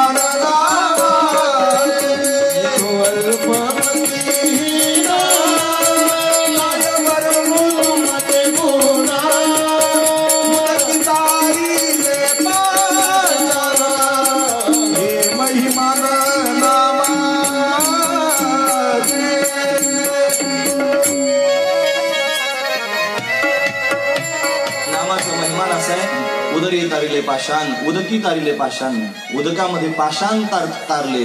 हे भगवंताच्या नामाचं महात्म्य आहे, म्हणून नाम श्रेष्ठ आहे. रावण सुद्धा मंदोदरीला सांगू लागला, त्या वानरांना दगड तरंगवता येतात, याच्यात काय कौतुक आहे, मी पण दगड तरंगवू शकतो. मंदोदरीला म्हणतो. ती म्हणे कसं काय.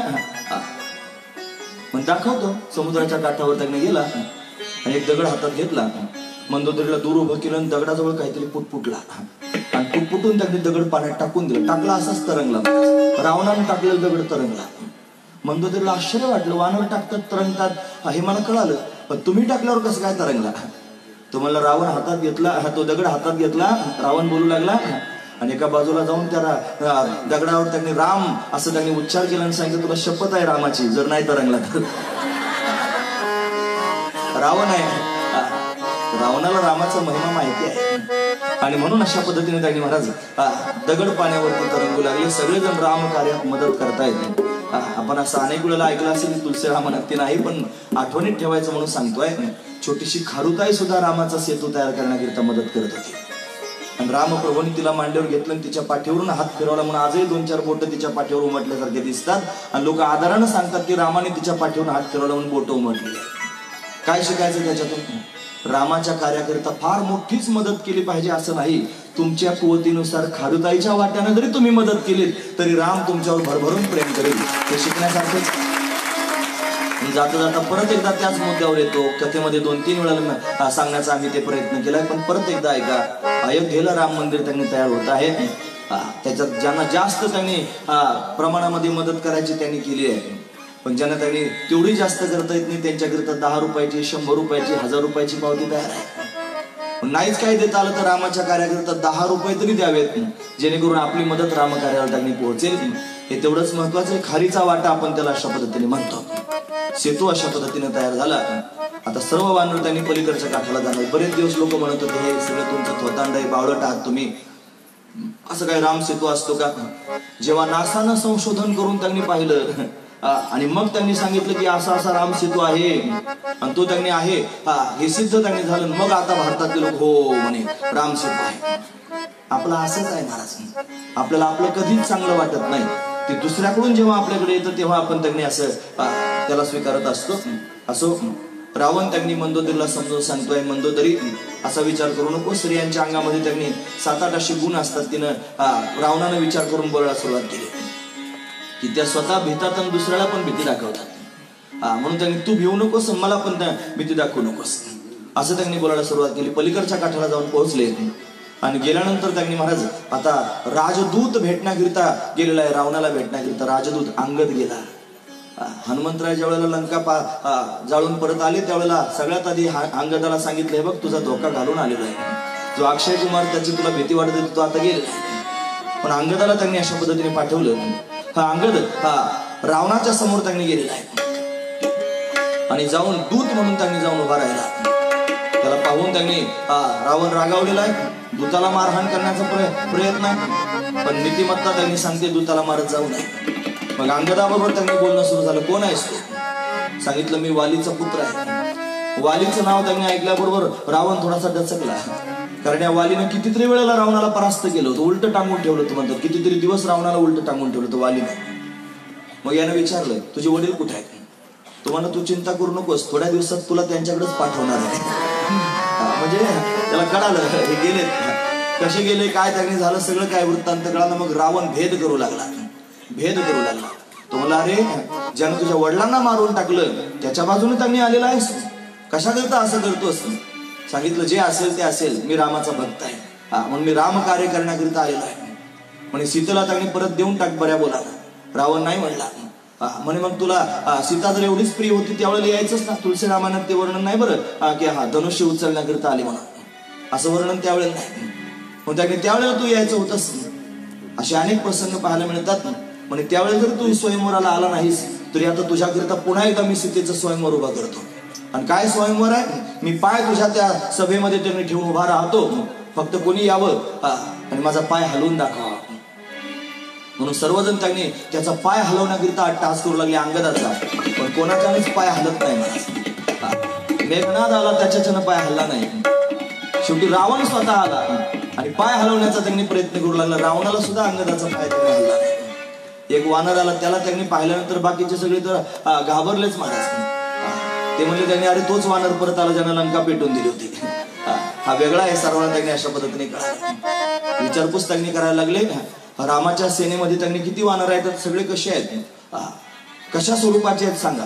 मग म्हणले तू लंका जाळण्याकरिता जो आला होता ना तो सगळ्यात लहान आहे. म्हणजे बाकीचे कसे असतील याचा त्यांनी अनुमान सगळ्या लोकांना देखील लागलं. आणि मग अशा पद्धतीनं त्या रावणाचे मुकुट जमिनीवर त्यांनी पडलेले आहेत. त्यातले 4 मुकुट अशा पद्धतीने भिरकावले. रामसेनेच्या दिशेत का भिरकावले? दूत असतो तो साम दाम दंड भेद या 4 प्रकाराने त्यांनी आपलं काम करत असतो. पण साम दाम दंड भेद सगळं झालेलं आहे, पण रावण ऐकत नाही, त्याला युद्धच हवं आहे. हे अंगदानं अशा पद्धतीनं स्पष्ट केलं आणि मग युद्धच त्यांनी होणार आहे असं त्यांनी कळालं. अंगदजी त्यांनी भगवंताचं चिंतन करत करत त्यांनी रामनामाचा घोष करत पुन्हा त्यांनी अशा पद्धतीने आपल्या स्थानावरती श्रीराम जय राम जय जय राम, श्रीराम जय राम जय जय राम, श्रीराम जय राम जय जय राम, श्रीराम जय राम जय जय राम, श्रीराम जय राम जय जय राम, श्रीराम जय राम जय जय राम, श्रीराम जय राम जय जय राम, श्रीराम जय राम जय जय राम, श्रीराम जय राम जय जय राम, श्रीराम जय राम जय जय राम, श्रीराम जय राम जय जय राम, श्रीराम जय राम जय जय राम, श्रीराम जय राम जय जय राम,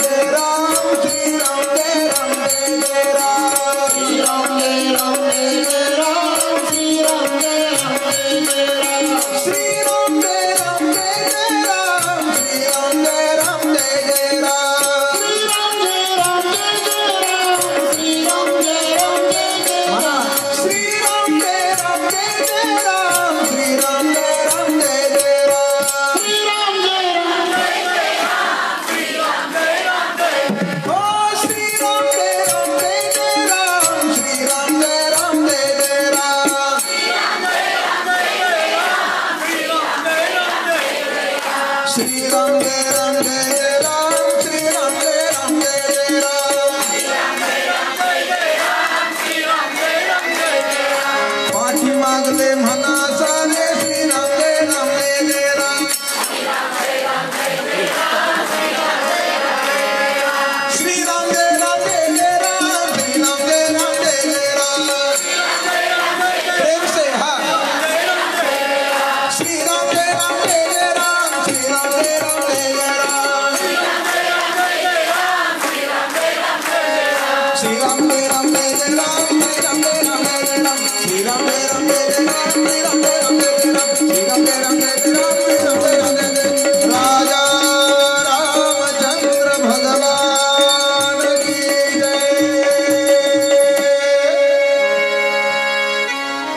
भेटीची महाराज दूत होऊन गेले होते. रावणानं त्यांचं म्हणणं ऐकलं नाही. मग अंगजी सांगून आले आता आपली भेट युद्धभूमीवरच होईल. परत त्यांनी फिरले. आपल्या सेनेमध्ये रामसेनेत येऊन पोहोचले. रामरायाला निरोप सांगितलेला आहे. रावण त्यांनी युद्धच करण्याच्या विचारात आहे म्हणून त्यांनी समजूतदारीनं रावण ऐकत नाही. मग वानर सेनेच्या 4 तुकड्या केल्या. 4 दरवाजांना त्यांनी 4 तुकड्यांनी नियुक्त व्हावं आणि युद्ध करायला सुरुवात करावी. आक्रमण त्यांनी केलेलं रामसेनेचे जे साहित्य आहे तर काय साहित्य रामसेनेकडे असेल तर दगड आहेत महाराज फेकण्याकरता. त्याच्यानंतर वानरांकडे नख आहेत. त्याच्यानंतर दात आहेत.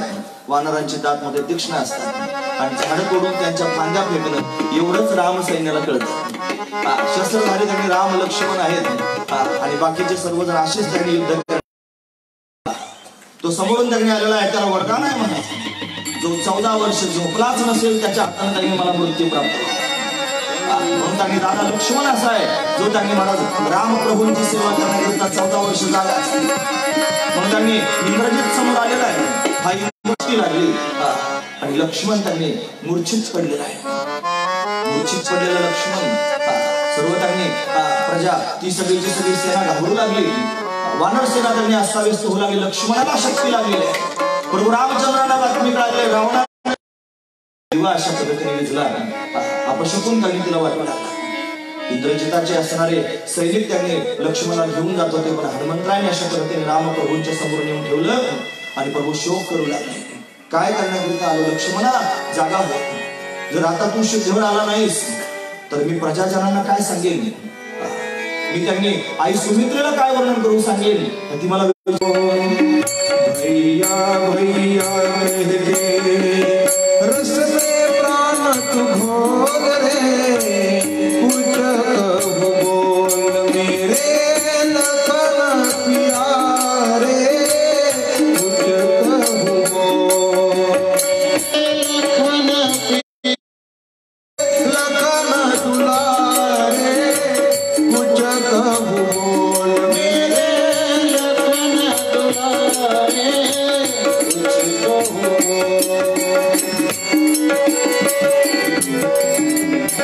प्रभू रामचंद्र शोक करतायत. लक्ष्मणा जागा हो. काहीतरी बोल. तू जर जागा झाला नाही तर मी माझे प्राण तेजीन. लक्ष्मण शुद्ध होते कळेच ना. मग काय करायचं. जसं घरासहित वैद्याला उचलून आणलं तसा विचार केला ही वटीच सापडत नाही कशी आहे म्हणून त्यांनी पर्वतच नेला पाहिजे. मग द्रोणागिरीच उचलला. द्रोणागिरी कपी हाती अनविलासी तो पर्वतच अशा पद्धतीने उचलला आणि ज्या वेळेला परत घेऊन निघाले त्यावेळेला परत नंदी ग्रामात होता. त्याने पाहिलं आता त्यांनी द्रोणागिरी घेऊन आलेली आहे. संजीवनी वटी त्यांनी मिळाली. लक्ष्मणाला अशा पद्धतीने औषध मिळालं. लक्ष्मण पूर्वस्थितीमध्ये त्यांनी आलेला आहे. प्रभू रामचंद्रांना मोठा आनंद झाला. परत एकदा त्यांनी युद्ध सुरू झालं. रावणानं त्यांनी आता युद्धामध्ये कुंभकर्णाला आणण्याचं 6 महिने झोपलेला कुंभकर्णाला मध्ये जागे करायचं म्हणून त्यांनी मोठे मोठे पक्वान. कुंभकर्ण विशाल काय आहे तो रामावर त्यांनी अनेक शस्त्रास्त्रांचा प्रहार करतोय. प्रभू रामचंद्र त्यांनी बाणांचा वर्षाव करतायत आणि बलाढ्य असणारा रमक रणकर्कश राम राम त्यांनी कर्कश असणारा राम रणांगणामध्ये उग्र धारण करून उभा राहिला. कुंभकर्णाबरोबर युद्ध करता त्यांनी